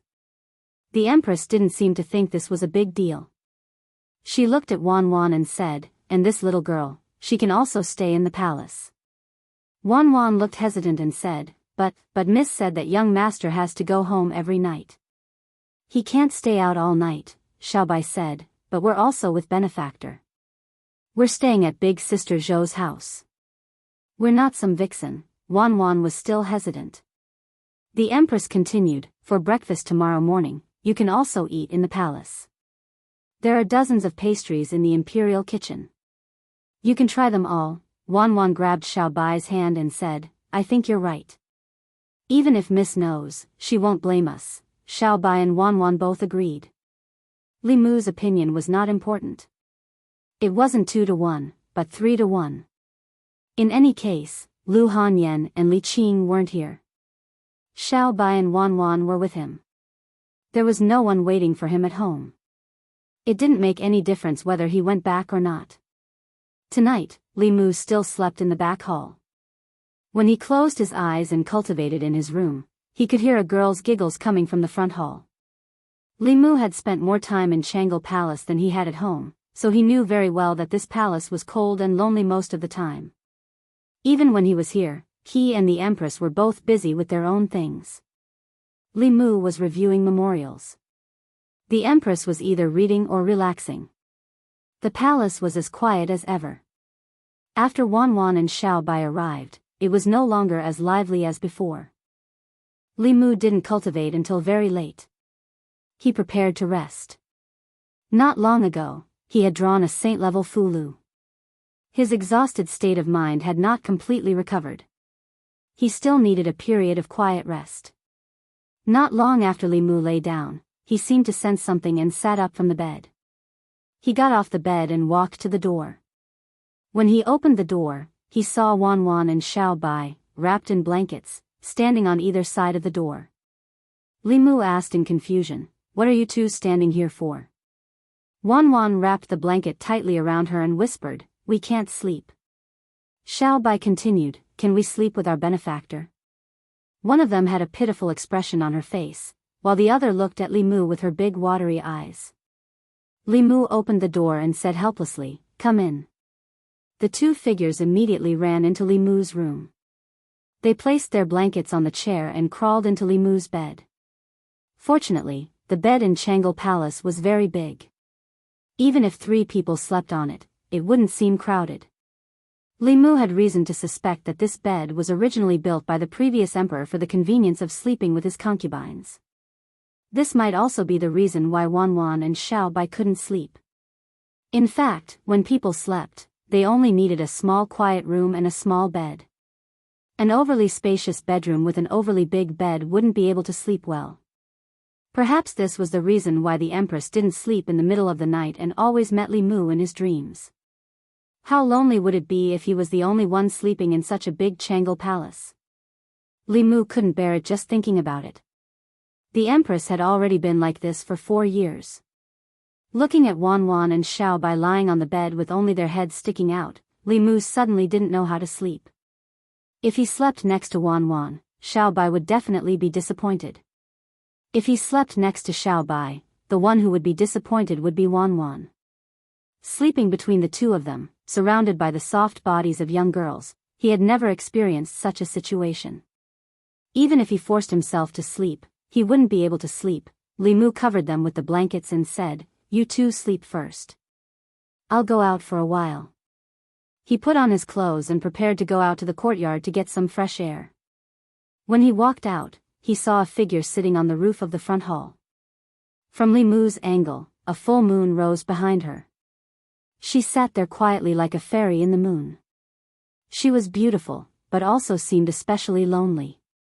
The night was long. He wasn't the only one who didn't have the heart to sleep. Li Mu thought for a moment and flew up. Standing on the roof of Changle Palace, Li Mu realized that Changle Palace seemed to be at the highest point of the Imperial Palace. Standing here and looking down, he could see the entire Imperial Palace. He walked to the Empress's side and said softly, "Your Majesty, are you still not sleeping?" Zhou Yi looked ahead and said indifferently, "You're not sleeping either, are you?" Li Mu said, "I'll go to sleep now." "Sit down." Zhou Yi spoke again in a tone that brooked no refusal. "Talk with me for a while." Li Mu sat down beside him and asked, "Is there something on your mind, Your Majesty?" If she wasn't sleeping in the middle of the night, there must be something on her mind. The more meticulous a person was, the easier it was for them to be troubled. Zhou Yi looked at the moon in the sky and asked, "Who do you think I should pass the throne to? The Xiao clan or the Zhou clan?" Li Mu shook his head and said, "I don't dare to speak rashly." Zhou Yi said, "Say it, there's no one here." As a subject, he shouldn't answer this question. However, after she said that, there was no ruler and subject on the roof of Changle Palace. There was only Zhou Yi and Li Mu. There was something that Li Mu had been holding in his heart for a long time. As a friend, he had the need to tell her what was on his mind. "Then I'll say it, say it." Li Mu turned to look at the Empress and asked very confusedly, "To the Xiao clan, Your Majesty is an outsider. To the Zhou clan, Your Majesty is also an outsider. Instead of passing the throne to an outsider, why don't we have one ourselves?" As soon as he finished speaking, he saw the Empress's stunned expression. Only then did Li Mu realize that there was a loophole in his words. When he said, "we," it meant that they were on the same side, not that he and the Empress had a child. To prevent the Empress from misunderstanding, Li Mu quickly explained, "Your Majesty, please don't misunderstand. What I mean is, I'll give birth to mine, you give birth to yours." Chapter 394. Late at night, on the roof of the Changle Palace. Zhou Yi looked calmly at Li Mu and asked, "Has it been a long time since I taught you cultivation?" Li Mu knew what she meant by cultivation and immediately said, "You told me to be straightforward. If you blame me now, I won't say anything in the future." Zhou Yi looked at him and finally looked away. "I am the Empress." Li Mu said, "The Empress also has the right to pursue love." Although she had already been married once, who said that the Empress couldn't marry again? In another world, that woman first married the father, then the son, and had countless men. Compared to her, the Empress was like a pure Xiao Bai flower. So what if she had an Empress? Li Mu said seriously, "Your Majesty is a disgrace to the Xiao family. How could they tolerate the throne being taken by a woman with a different surname? If the Xiao family takes power in the future, Your Majesty will certainly not leave any good words in the history books. And for the descendants of the Zhou family, Your Majesty is only their elder sister. How could you be closer to Your Majesty's own children?" In fact, Li Mu had a little selfish motive here. History was written by the victors. It could be foreseen that whether it was the Zhou family or the Xiao family who passed the throne, the Empress would probably not leave any good words in the history books revised by future generations. Then, as the only favored official of the Empress's era, how would the history books evaluate Li Mu? Bewitching the emperor, treacherous officials in power, and favored officials causing chaos. Some unofficial history books might even smear the relationship between him and the Empress. Li Mu didn't intend to give them such a chance. He looked at the Empress and continued, "Moreover, the Zhou family and the Xiao family, for the sake of the throne, formed cliques and pursued selfish interests, regardless of the consequences. It wasn't easy for us to make up for the mistakes of the previous emperor. If your majesty passes the throne to them, won't the great Zhou repeat the same mistakes? Zhou Yi was silent for a while, then stood up and said, I'm going to sleep. Li Mu said, Good night, your majesty. After Zhou Yi left, Li Mu sat on the roof and watched the moon for a while before returning to his room. Wan Wan and Xiao Bai were still awake. They were giggling under the covers. Li Mu walked to the bed and asked, Why haven't you slept yet? Xiao Bai said, We're waiting for our benefactor to return. After saying that, she and Wan Wan moved outwards and inwards respectively, leaving space in the middle for Li Mu. Li Mu waved his hand and said, You guys sleep. I'll sleep on the floor. Xiao Bai hugged Li Mu's arm and said, Then let's sleep on the floor too. Wan Wan also got up from the bed and said, Young master will sleep on the ground and we will sleep on the bed. If young miss finds out, she will say that we don't know the rules. Li Mu didn't know how the empress slept that night, but he slept very soundly. Wan Wan was on his left, and Xiao Bai was on his right.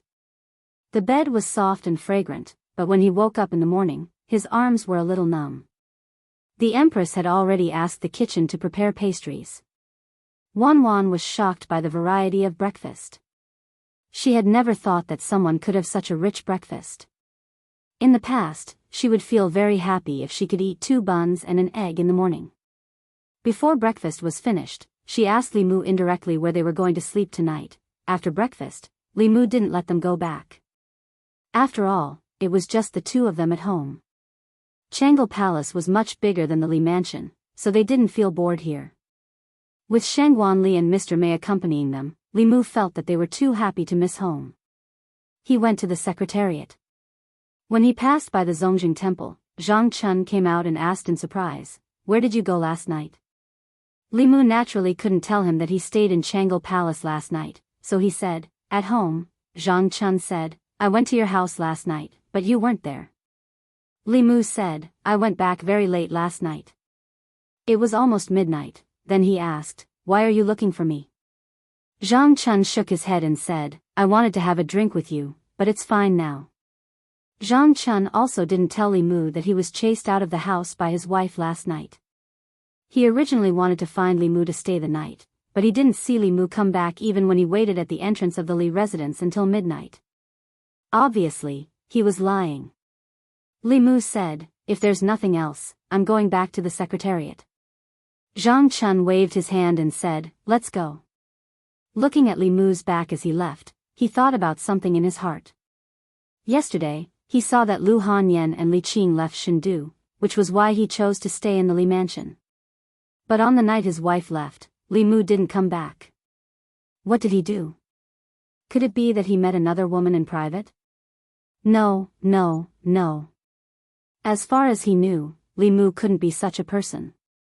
At a certain moment, a light suddenly flashed in Zhang Chun's mind. The Zongjing Temple was located behind the secretariat. If Li Mu came from the palace gate, it was impossible for him to pass by here. Unless he came from another direction, Zhang Chun looked in the direction Li Mu came from. If he walked straight from here, he would reach Changle Palace. And Changle Palace was His Majesty's bedroom. He showed a look of realization on his face and said in shock, So fast. Prince Shou walked over from the direction of the palace gate and said, Old Zhang, why are you here so early today? Come, play a few rounds with me. Zhang Chun followed behind Prince Shou and walked into the Zongjing Temple. He asked casually, Your Highness, wasn't Prince Nanyang beheaded? What happened to his mansion? Prince Shou said, It was temporarily conferred by the imperial court. In the future, it may be awarded to officials who have made great contributions to the imperial court. Why are you asking this? Zhang Chun smiled and said, Nothing, I'm just asking. After returning to the secretariat, Li Mu didn't delay. He seized the time to draft the new rules of the Department of Consecration. After finishing his own business in the morning, he still had to show the Empress the memorials in the afternoon. Now, she didn't worry about the imperial court at all. She left the small matters to Li Mu, and they discussed the important matters together. If they agreed, they would listen to her. If they disagreed, they would listen to Li Mu. When Li Mu was dealing with the memorials, she was idling on the side. She even wanted Li Mu to write a few more books for her to read. It had to be said that she was already acting like a self-indulgent ruler. And Li Mu himself was about to become a favored official of a dictatorship. After the preliminary draft of the new rules of the Department of Consecration was finished, a familiar figure stepped into Li Mu's duty room. Mr. May looked a little tired. Li Mu poured a cup of tea for him and asked, "What's wrong? Didn't sleep well last night?" Mr. May sat in Li Mu's seat. He leaned against the chair and rubbed the space between his eyebrows. He said, "Last night, I dealt with the internal guards until very late." Li Mu stood across from him and said, "If it's not too important, just leave it to your subordinates. Look at Her Majesty. She should be busier than you, but look at her. She's very idle every day. If she's not admiring flowers, she's reading books. How long has it been since she touched the memorials?" Mr. May glanced at him and asked, "Her Majesty has only let you read the memorials for a few days, and you're already unwilling." Li Mu said, "It's not that I don't want to. Anyway, if I do more, Her Majesty will do less. As long as she's happy, it's fine. She doesn't have to worry about the memorials and give her inner demons an opportunity to take advantage of her. I suspect that her inner demons came from reading the memorials every day." Mr. May didn't continue this topic. He asked, "Did you say something again that made Her Majesty unhappy?" Li Mu said frankly, "I just said a few words of truth." Although the Empress's status was high, in the entire imperial court, there were only 3 people who could be considered her own: Shangguanli, Mr. May, and Li Mu. The 2 of them listened to everything the Empress said. These truths that would make the Empress uncomfortable could only be said by Li Mu. Mr. May asked, "What did you say?" Li Mu honestly told him the conversation last night. Mr. May glanced at him and asked, "Do you think that because Her Majesty favors you so much, you can say anything?" Li Mu said, "I'm also thinking for her sake."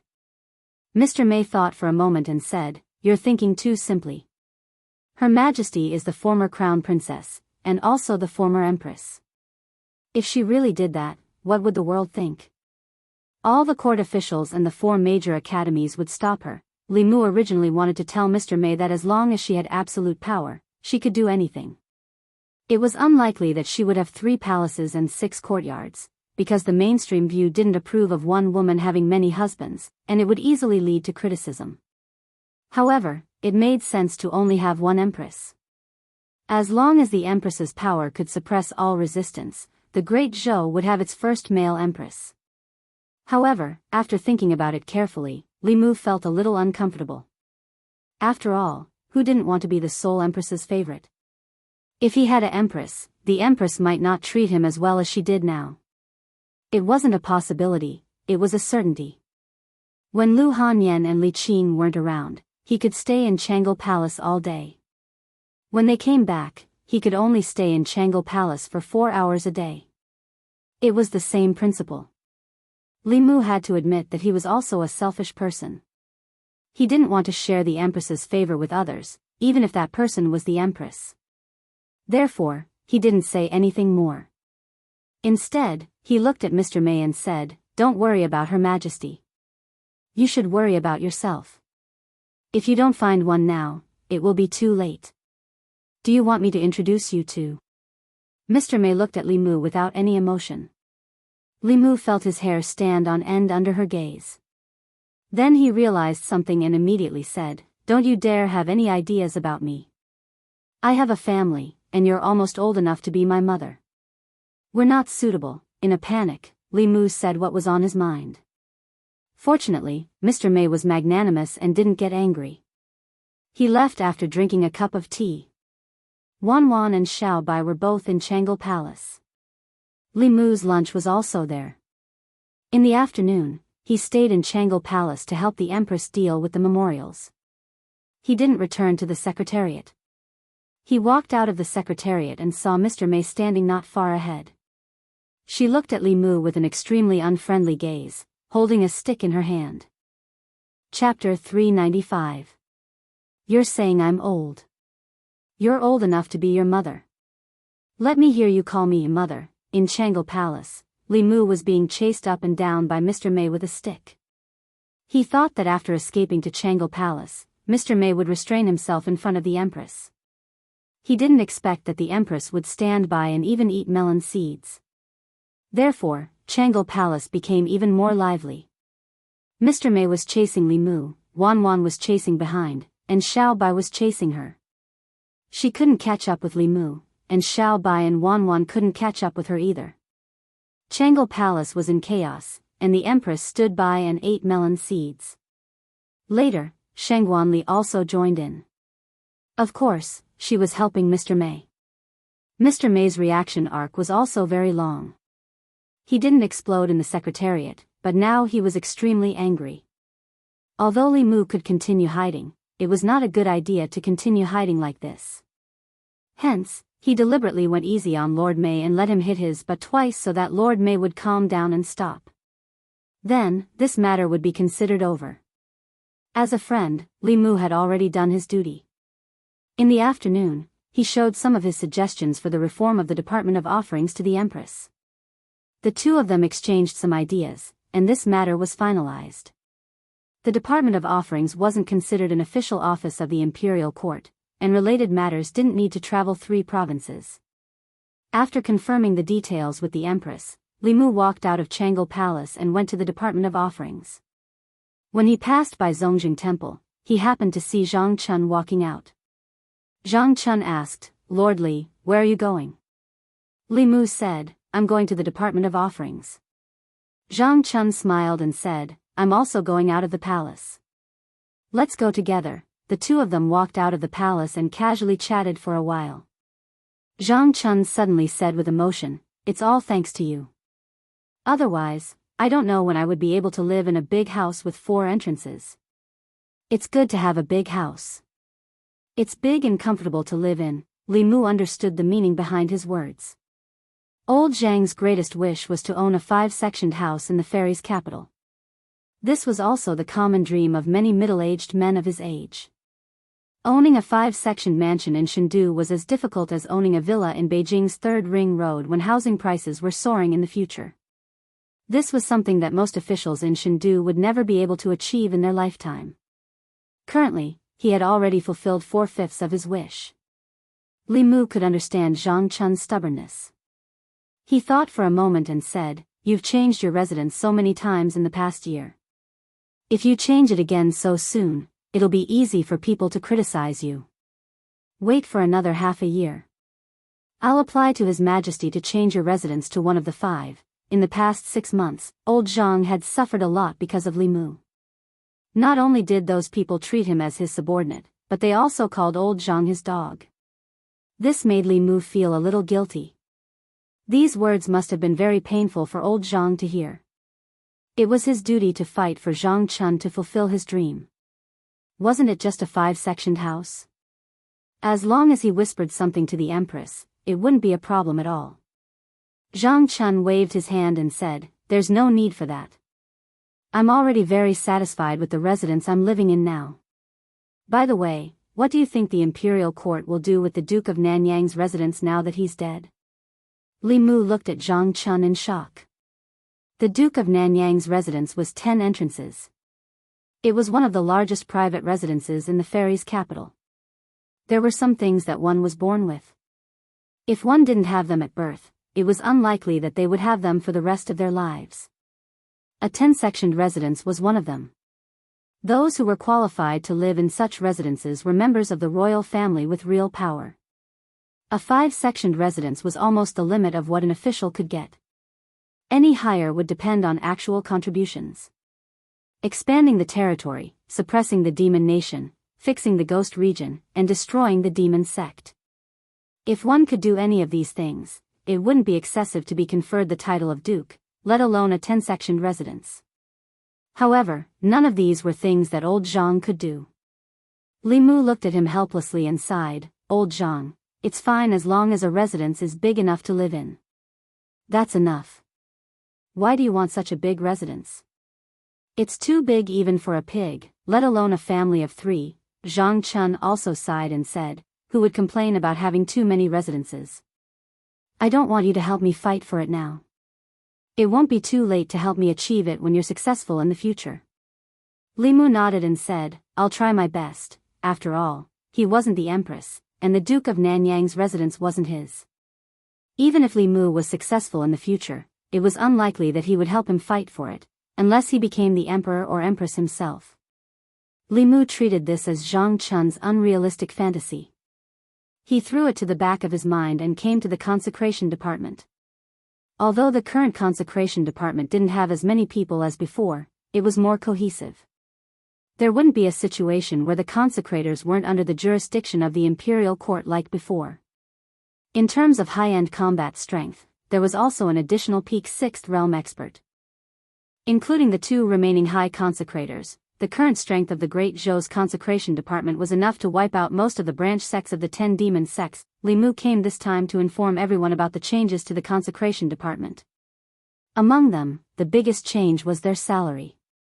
The Great Zhou court was much more generous to the foreign consecrators than its own officials. Not to mention that every consecrator was allocated a residence of at least 2 courtyards. Their salary was also 10 times or even dozens of times that of ordinary officials.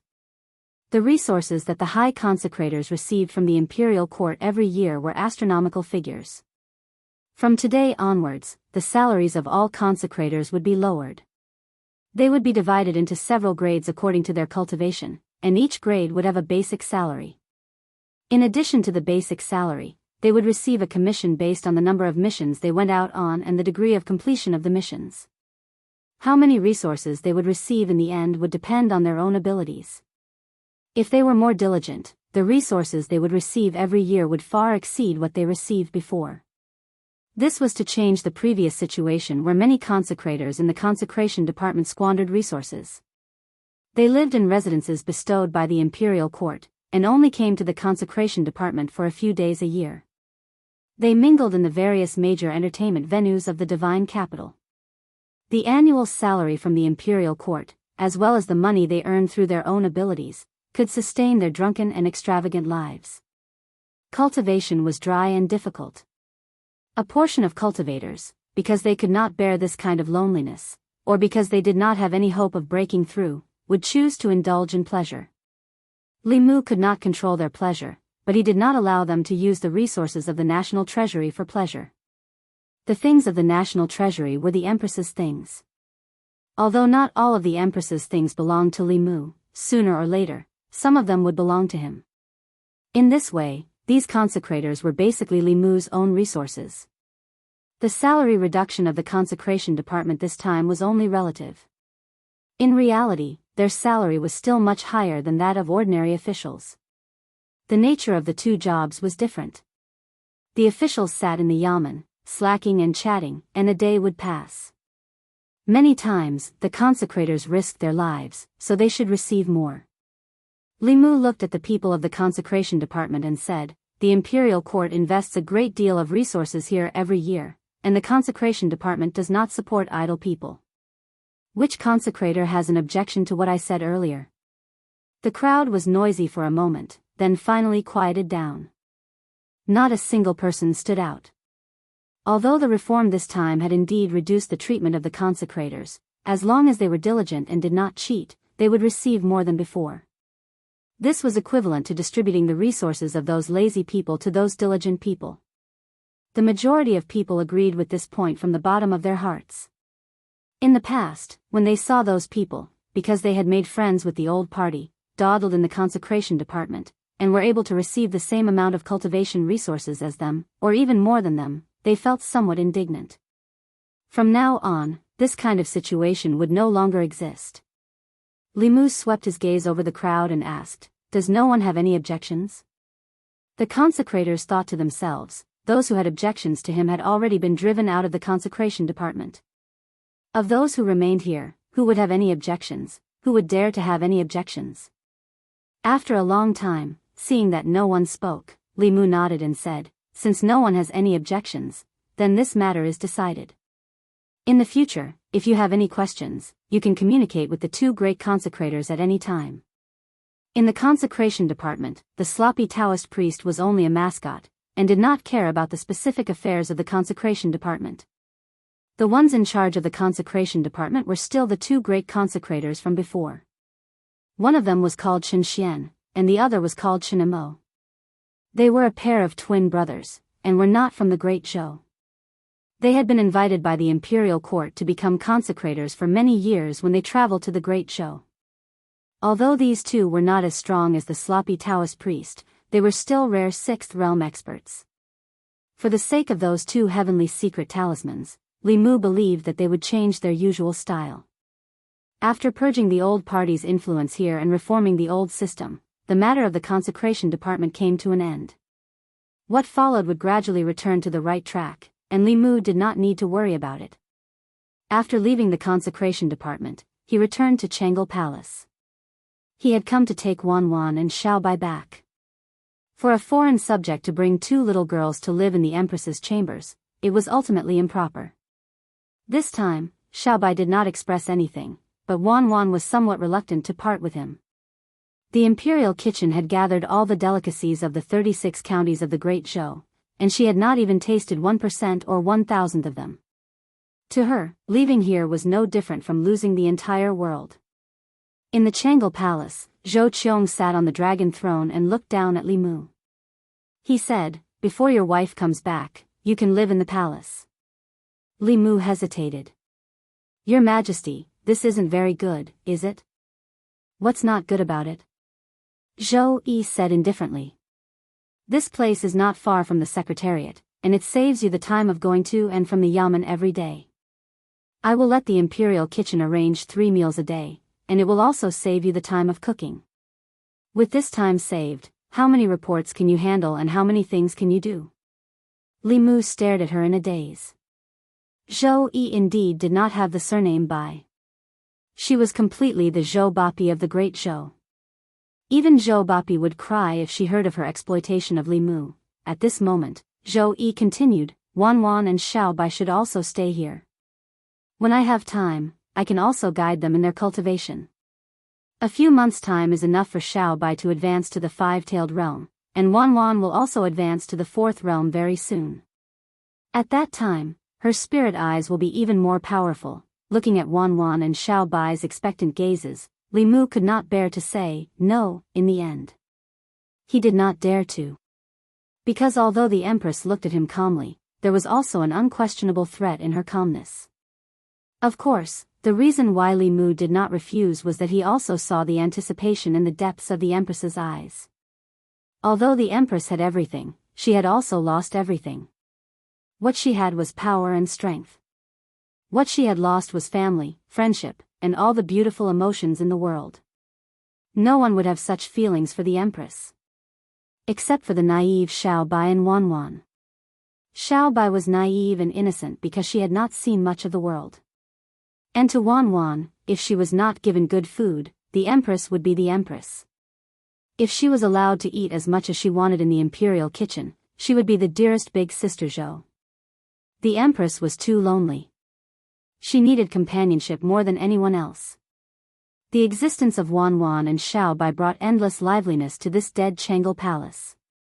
This liveliness was exactly what the Empress needed. Zhou Yi looked at Li Mu and asked, "Do you have any objections to what I said?" Li Mu bowed and said, "This subject obeys." Chapter 396. Li Mu really didn't dare to have any objections to what the Empress had said. If he rejected her now, after tonight, he would have to beg the Empress to move into Chang'e Palace the next morning. She looked quite magnanimous, but in reality, she was more petty than anyone else. If she was slightly dissatisfied, Li Mu would just have to wait to meet her in her dreams at night. Besides, she also promised to help Xiao Bai and Wan Wan evolve. This was also something Li Mu couldn't reject. With Wan Wan and Xiao Bai's current cultivation, there was already very little that Li Mu could help them with. However, following the Empress would undoubtedly bring them great benefits. He didn't dare to say that he could help them reach Realm 6, but it wouldn't be a problem to help them reach Realm 5 or Realm 4. Under Mr. May's lead, Wan Wan and Xiao Bai went to the Imperial Kitchen to clean out. After all, she was his silly girl. She was so unruly. Li Mu felt a little embarrassed. He explained, when she was young, Wanwan's hometown was in a famine. When her parents brought her to escape, they left her on the road to save food for her younger brother. She almost starved to death. Later, she was lucky enough to survive, but she ended up with the problem of not being able to eat enough. Wanwan's illness was psychological, not physical. In the past, Li Mu was worried that her body would have problems eating, but now he didn't have to worry. As long as she liked, she could eat as much as she wanted. Zhou Yi said somewhat angrily, should she be abandoned just because she's a girl? Li Mu couldn't answer her. Many people in Great Zhou still had the goal of continuing the family line as their life goal. The idea of favoring boys over girls was the mainstream in the hearts of the people. Li Mu could say, not everyone likes sons. I prefer daughters. One of the most romantic things for a man is to have a cute daughter, buy her the most beautiful clothes, make her the most fun toys, and spoil her like a little princess. Zhou Yi looked at him and asked, you want your daughter to become a princess?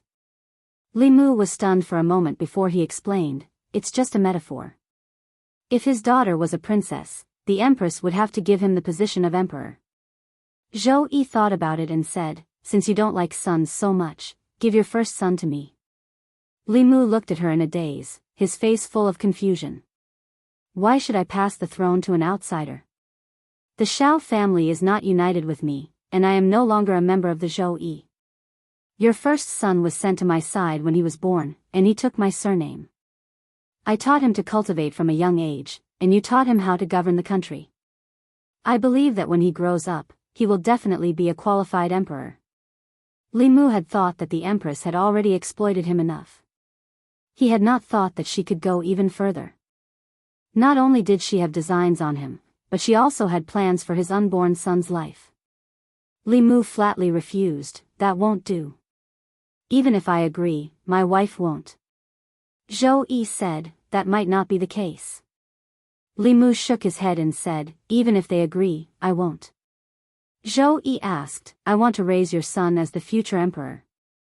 Why won't you agree? Li Mu had no reason to agree. He was the future headmaster of the Fulu school. His son could be considered the second generation of an immortal. His status was not lower than that of the Great Zhou's crown prince.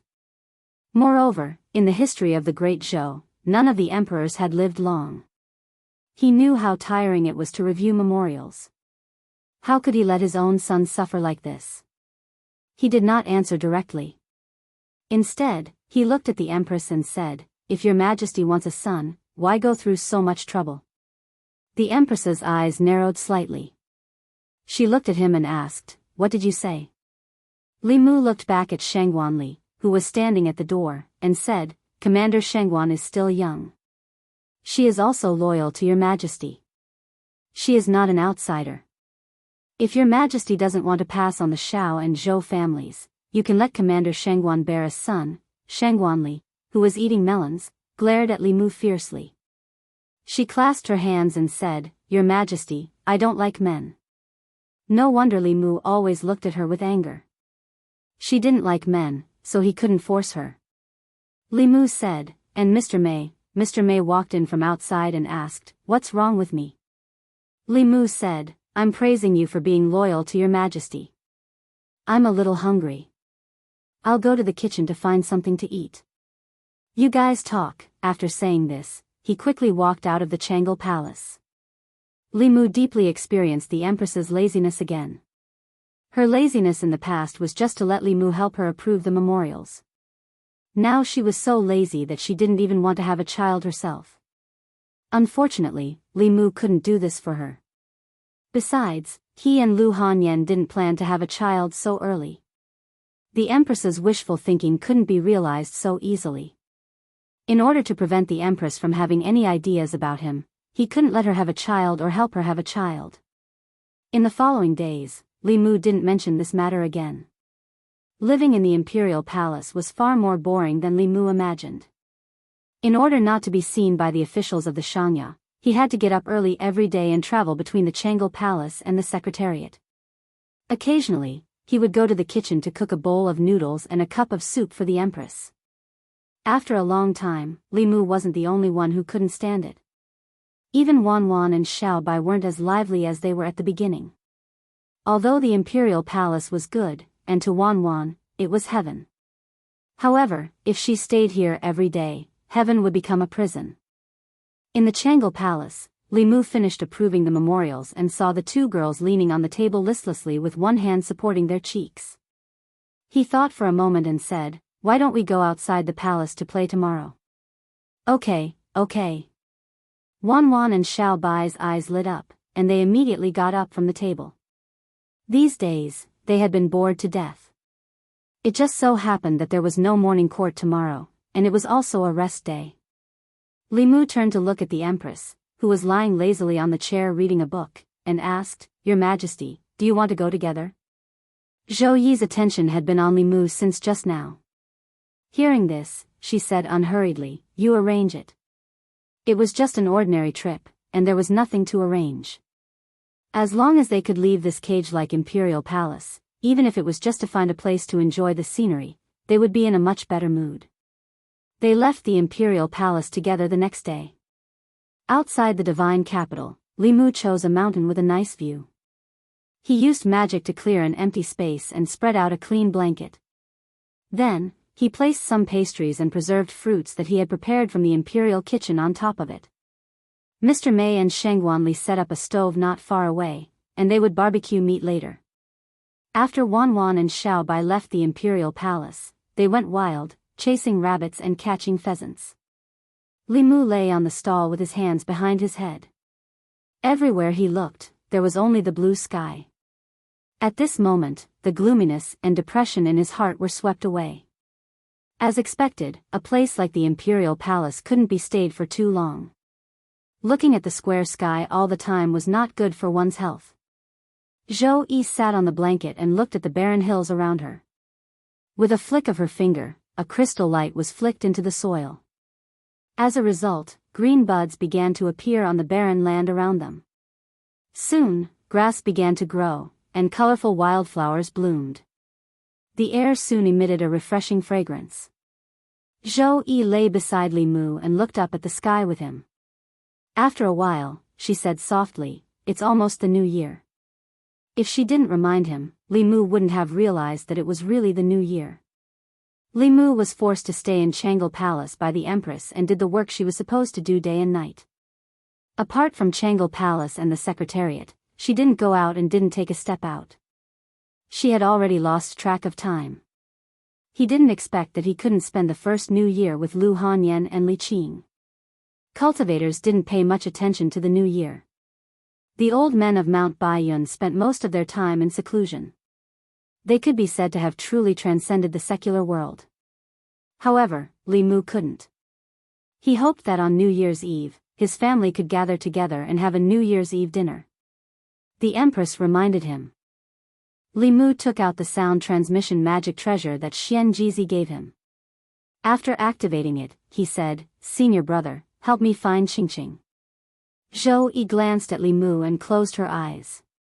Her chest heaved slightly. As Li Mu's voice fell, Lu Hanyan's voice came from the magic treasure. Qingqing, do you only have Qingqing in your heart? She's in seclusion and doesn't have time to talk to you, Li Mu said awkwardly. Didn't you follow senior sister to visit other sects? Why are you still at Mount Baiyun? Lu Hanyan said, "We haven't left yet." Why are you looking for Qingqing? Li Mu said without hesitation, "I miss you guys." Lu Hanyan said sourly, "You only have Qingqing in your heart." Li Mu took a while to coax her. Then, he asked, "It's New Year's Eve soon. Are you guys going back to Shendu for New Year's?" Lu Hanyan said, "She's in seclusion. I'm going to Xuanzong with Master soon. I can't go back." Li Mu was a little disappointed. He said, "All right then." After putting away the sound transmission magic treasure, Li Mu looked at the Empress. Seeing her arms crossed, he asked in surprise, "Your Majesty, what's wrong?" Zhou Yi said lightly, "Nothing, I just feel a little cold." Although the weather wasn't too warm, she wouldn't feel cold even if it was 100 degrees colder. Li Mu knew that she was probably choked by their public display of affection. He didn't dare to point it out. He said, "They're not coming back this year. Why don't we make do at Changle Palace for New Year's Eve?" Zhou Yi glanced at him and said, why do you have to make do? If they can't come back, you can go to Mount Baiyun to find them. What she said made sense. Li Mu nodded and said, then I'll take a leave first. After the 15th, I'll return to Chengdu. Zhou Yi took a deep breath and asked, you're not going to attend the court assembly on the first day of the new year, right? Can I not attend? What do you think? Li Mu thought about it and decided not to. The court assembly only happened once a year. It wasn't good to miss it. Moreover, Li Qing would be in seclusion and Lu Hanyan wouldn't be in Beijing. If he went to Mount Baiyun, would he have to eat with those old men? He might as well stay in Changle Palace and make do with the Empress. Thinking of this, he shook his head and said, then I won't invite you. Zhou Yi said, you can invite me. I approve your leave, Li Mu said firmly, I won't invite you. Zhou Yi looked at him and said, I gave you a chance, but you didn't want it. Don't say that I'm harsh on you in the future. Li Mu went against his conscience and said with difficulty, Your Majesty, you're not harsh on me at all. Li Mu sighed a few times in his heart. Then, he lay down obediently and enjoyed this rare leisure time while enjoying the mountain breeze. Halfway up the mountain, near the peak, 3 figures walked slowly on the mountain path. Zhang Chun sighed and said, Madam, listen to me. I went to the brothel last time to catch someone, not to do anything else. We've been married for so many years. Don't we trust each other at all? Madame Zhang said, I believe you. But where did you go the night I kicked you out? Zhang Chun said, I found an inn to sleep in. Madame Zhang asked, didn't you go to the Li residence? His wife isn't in Fairy's capital. There's no one at home. Why didn't you stay at his place? Zhang Chun said, he's not at home. Madame Zhang said in surprise, his wife just left and he's not going home at night. That can't be. Li Mu isn't that kind of person. Zhang Chun waved his hand and said, don't worry about that. Madame Zhang said unhappily, what do you mean don't worry about that? If he's really that kind of person, you should stay away from him. Don't be led astray by him. Zhang Chun shook his head and said, don't interrupt if you don't understand. Enjoy the scenery. It's not easy to get a day off. The scenery here is not bad. At this time, the family of 3 had reached the peak. Zhang Yi looked up at the empty space in the distance and said, there's someone there. Zhang Chun looked over and happened to meet the eyes of a woman. Madame Zhang was shocked and said, isn't that Li Mu? Who's the woman beside him? They're alone in broad daylight. What are they doing in the wilderness? I didn't expect him to really be that kind of. Before Madame Zhang could finish her words, Zhang Chun covered her mouth. After that, he held Madame Zhang in one hand and his daughter in the other and flew down the mountain on a cloud. In the blink of an eye, they disappeared without a trace. Li Mu looked in the direction the Empress was looking and asked, Your Majesty, what's wrong? The Empress retracted her gaze and said, nothing. A few deer ran past just now. Speaking of deer, Li Mu remembered that he brought half a deer leg from the imperial kitchen today. He put it in the space of the flask heaven and marinated it with honey. He stood up and said, Your Majesty, rest for a while. I'll go prepare the barbecue. He walked to a place not far away and took out the deer leg and some barbecue that he had prepared. He put them on the grill and put charcoal under it. Barbecue with charcoal was much better than barbecue with magic power. At the same time, on the main peak of Mount Baiyun, Li Qing looked at Lu Hanyan beside her and said helplessly, Why don't you tell him? Lu Hanyan snorted and said, Who knows what he's been doing after we left the divine capital. This time, we'll sneak back and catch him by surprise. If he's obedient, it'll be a surprise. If he's not obedient, humph. She looked at Li Qing and said, I know you care about him, but you can't tell him in advance. We have to stand on the same side. Otherwise, if there really is a 5th or 6th person in the future, it'll be too late for you to cry. Li Qing nodded and said, I'll listen to you. Outside the divine capital, on the top of a barren mountain with beautiful scenery, Zhou Yi took a small piece of deer meat that Li Mu cut with a knife and said, Left Assistant Minister Zhang Chun of the Ministry of Personnel. He's already a 4th-rank official. Go back and check if there are any empty 5th-rank residences in the imperial court. Give them to him. Li Mu had planned to find an opportunity to help old Zhang next year. Since the Empress mentioned it, he could arrange it for him now. He nodded and said, "Yes, Your Majesty." North Court. When Li Mu handed the title deed of a certain 5th-rank residence to Zhang Chun, he was not as happy as Li Mu imagined, but he still patted him on the shoulder and said, "Thank you, brother." Li Mu shook his head and said, "No need to thank me. This time, the Empress rewarded you on her own initiative." Zhang Chun said, "It's all the same, all the same." Li Mu looked behind Zhang Chun and saw Madame Zhang giving him a strange look. Then she turned and walked into the room.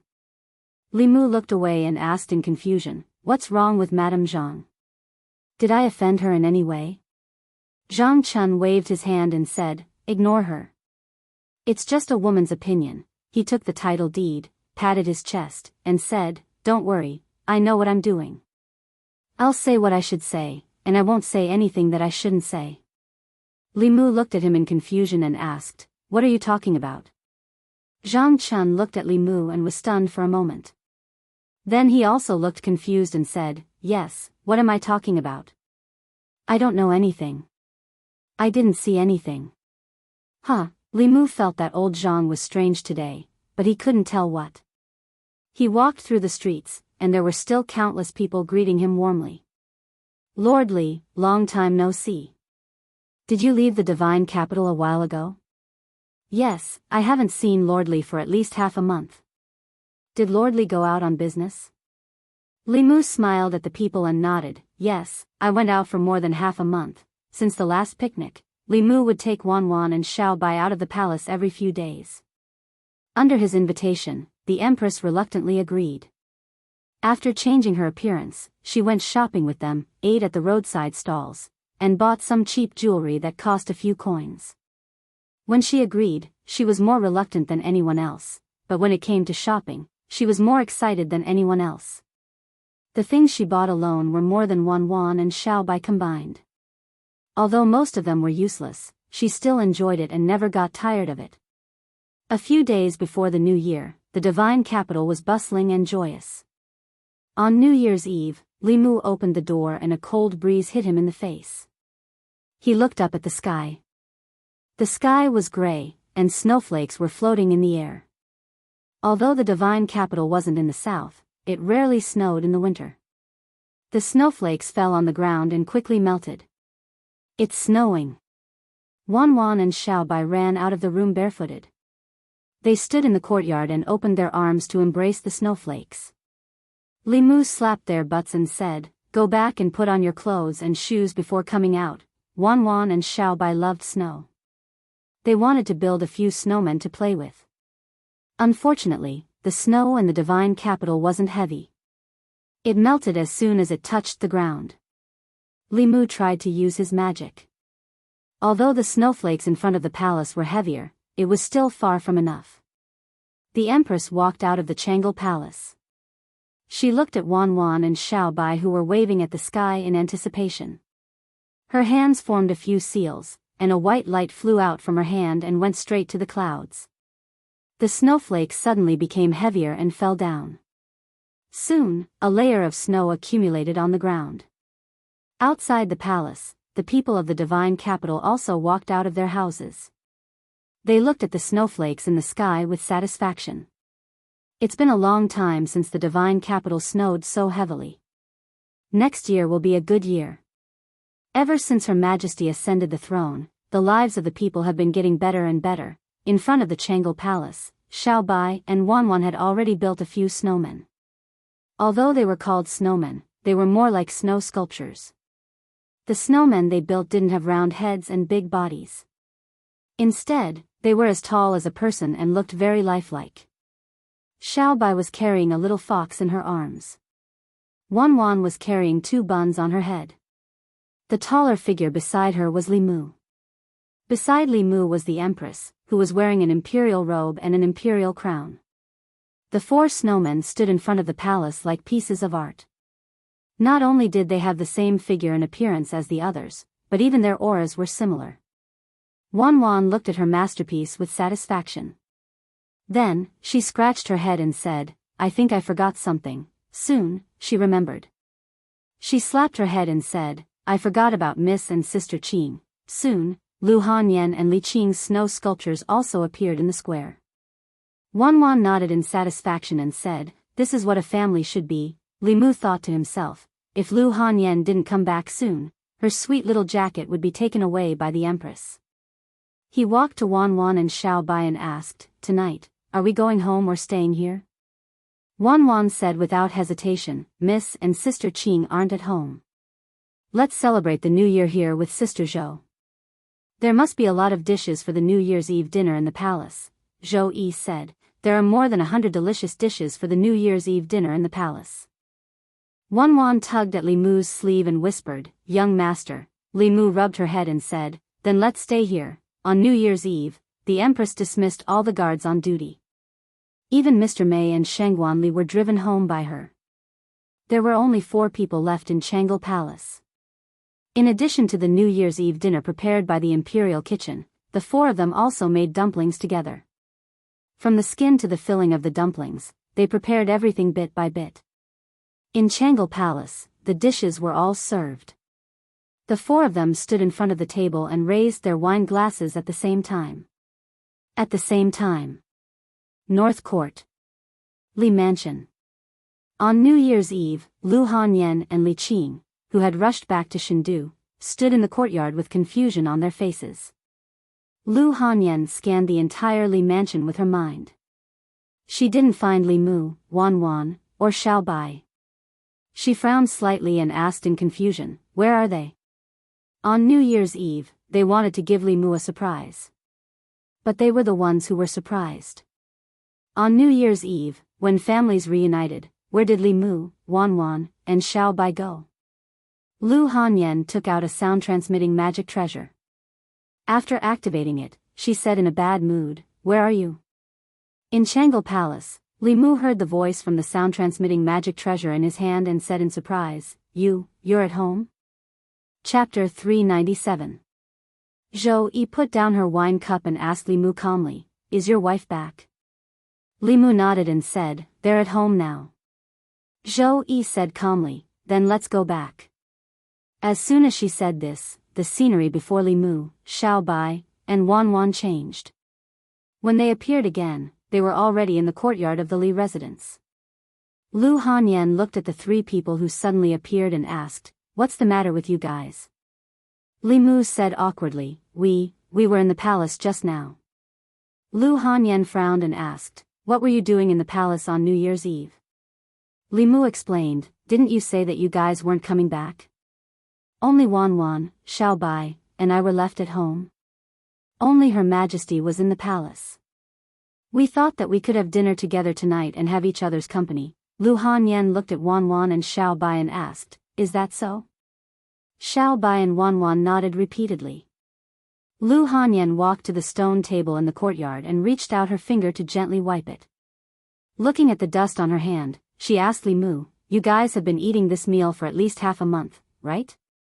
Li Mu said, let me explain first. If the imperial court was a company and the empress was the boss, Li Mu would be the employee that the boss valued the most. As a boss who cared about her employees, she understood that Li Mu had to travel a long way to and from work, so she let him stay near the company in her own villa. Wasn't this normal? On New Year's Eve, his wife was at home. The boss was touched that he had worked overtime day and night, so it wasn't too much to treat him to a New Year's Eve dinner, right? Lu Hanyan looked at Li Mu and asked, so, for the past half a month, the 3 of you have been living in the palace? Li Mu nodded. Lu Hanyan didn't make trouble for Li Mu, but Wan Wan was called to her room. Li Mu didn't dare to follow her. He glanced at Li Qing, and Li Qing gave him a helpless look. Obviously, she was now on the same side as Lu Hanyan.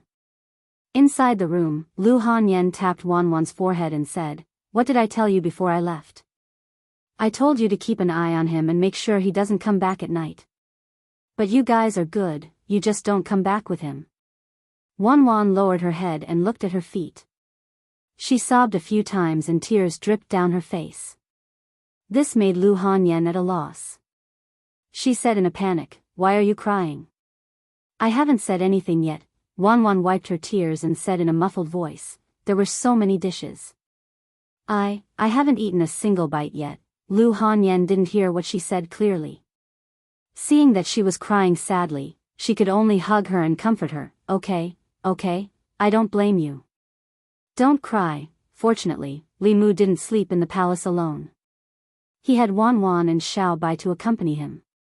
He didn't do anything to let her down. At most, there was a little more dust in the house. But to clean it up was just a small spell. Now, Li Mu was facing a very serious problem.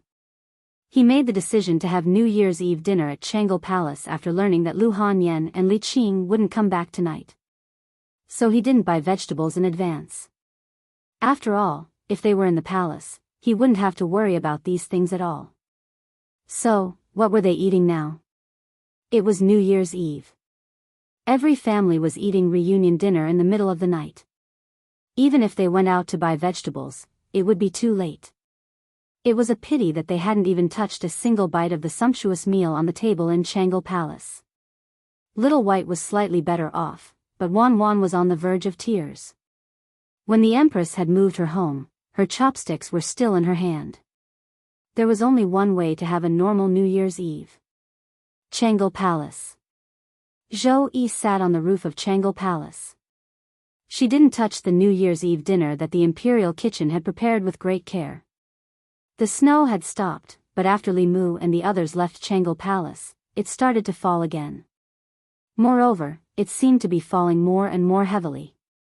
Zhou Yi allowed the snow to fall on her body. She silently looked at the lights of Chengdu on New Year's Eve. It was the busiest night in Chengdu, but Changle Palace was as cold and cheerless as usual. This was the liveliness of the common people. It had nothing to do with her. At a certain moment, she felt the spirit snail in the flask space vibrate. Zhou Yi stretched out her hand. The spirit snail floated in her palm. She looked at it for a while and put it away, ignoring it. A moment later, she took it out again and asked, "Why are you looking for me again?" Wanwan's aggrieved voice came from the spirit snail. "Sister Zhou, there's so much food. Can you finish it all by yourself?" Although Lu Hanyan often complained that the Empress was too harsh on Li Mu, when she really saw the Empress, she kept her head down. She didn't even dare to look at her. She didn't have the arrogance she had in front of Li Mu. In the hearts of the women of the Great Zhou, the Empress was like a god. It wasn't just the women of the Great Zhou.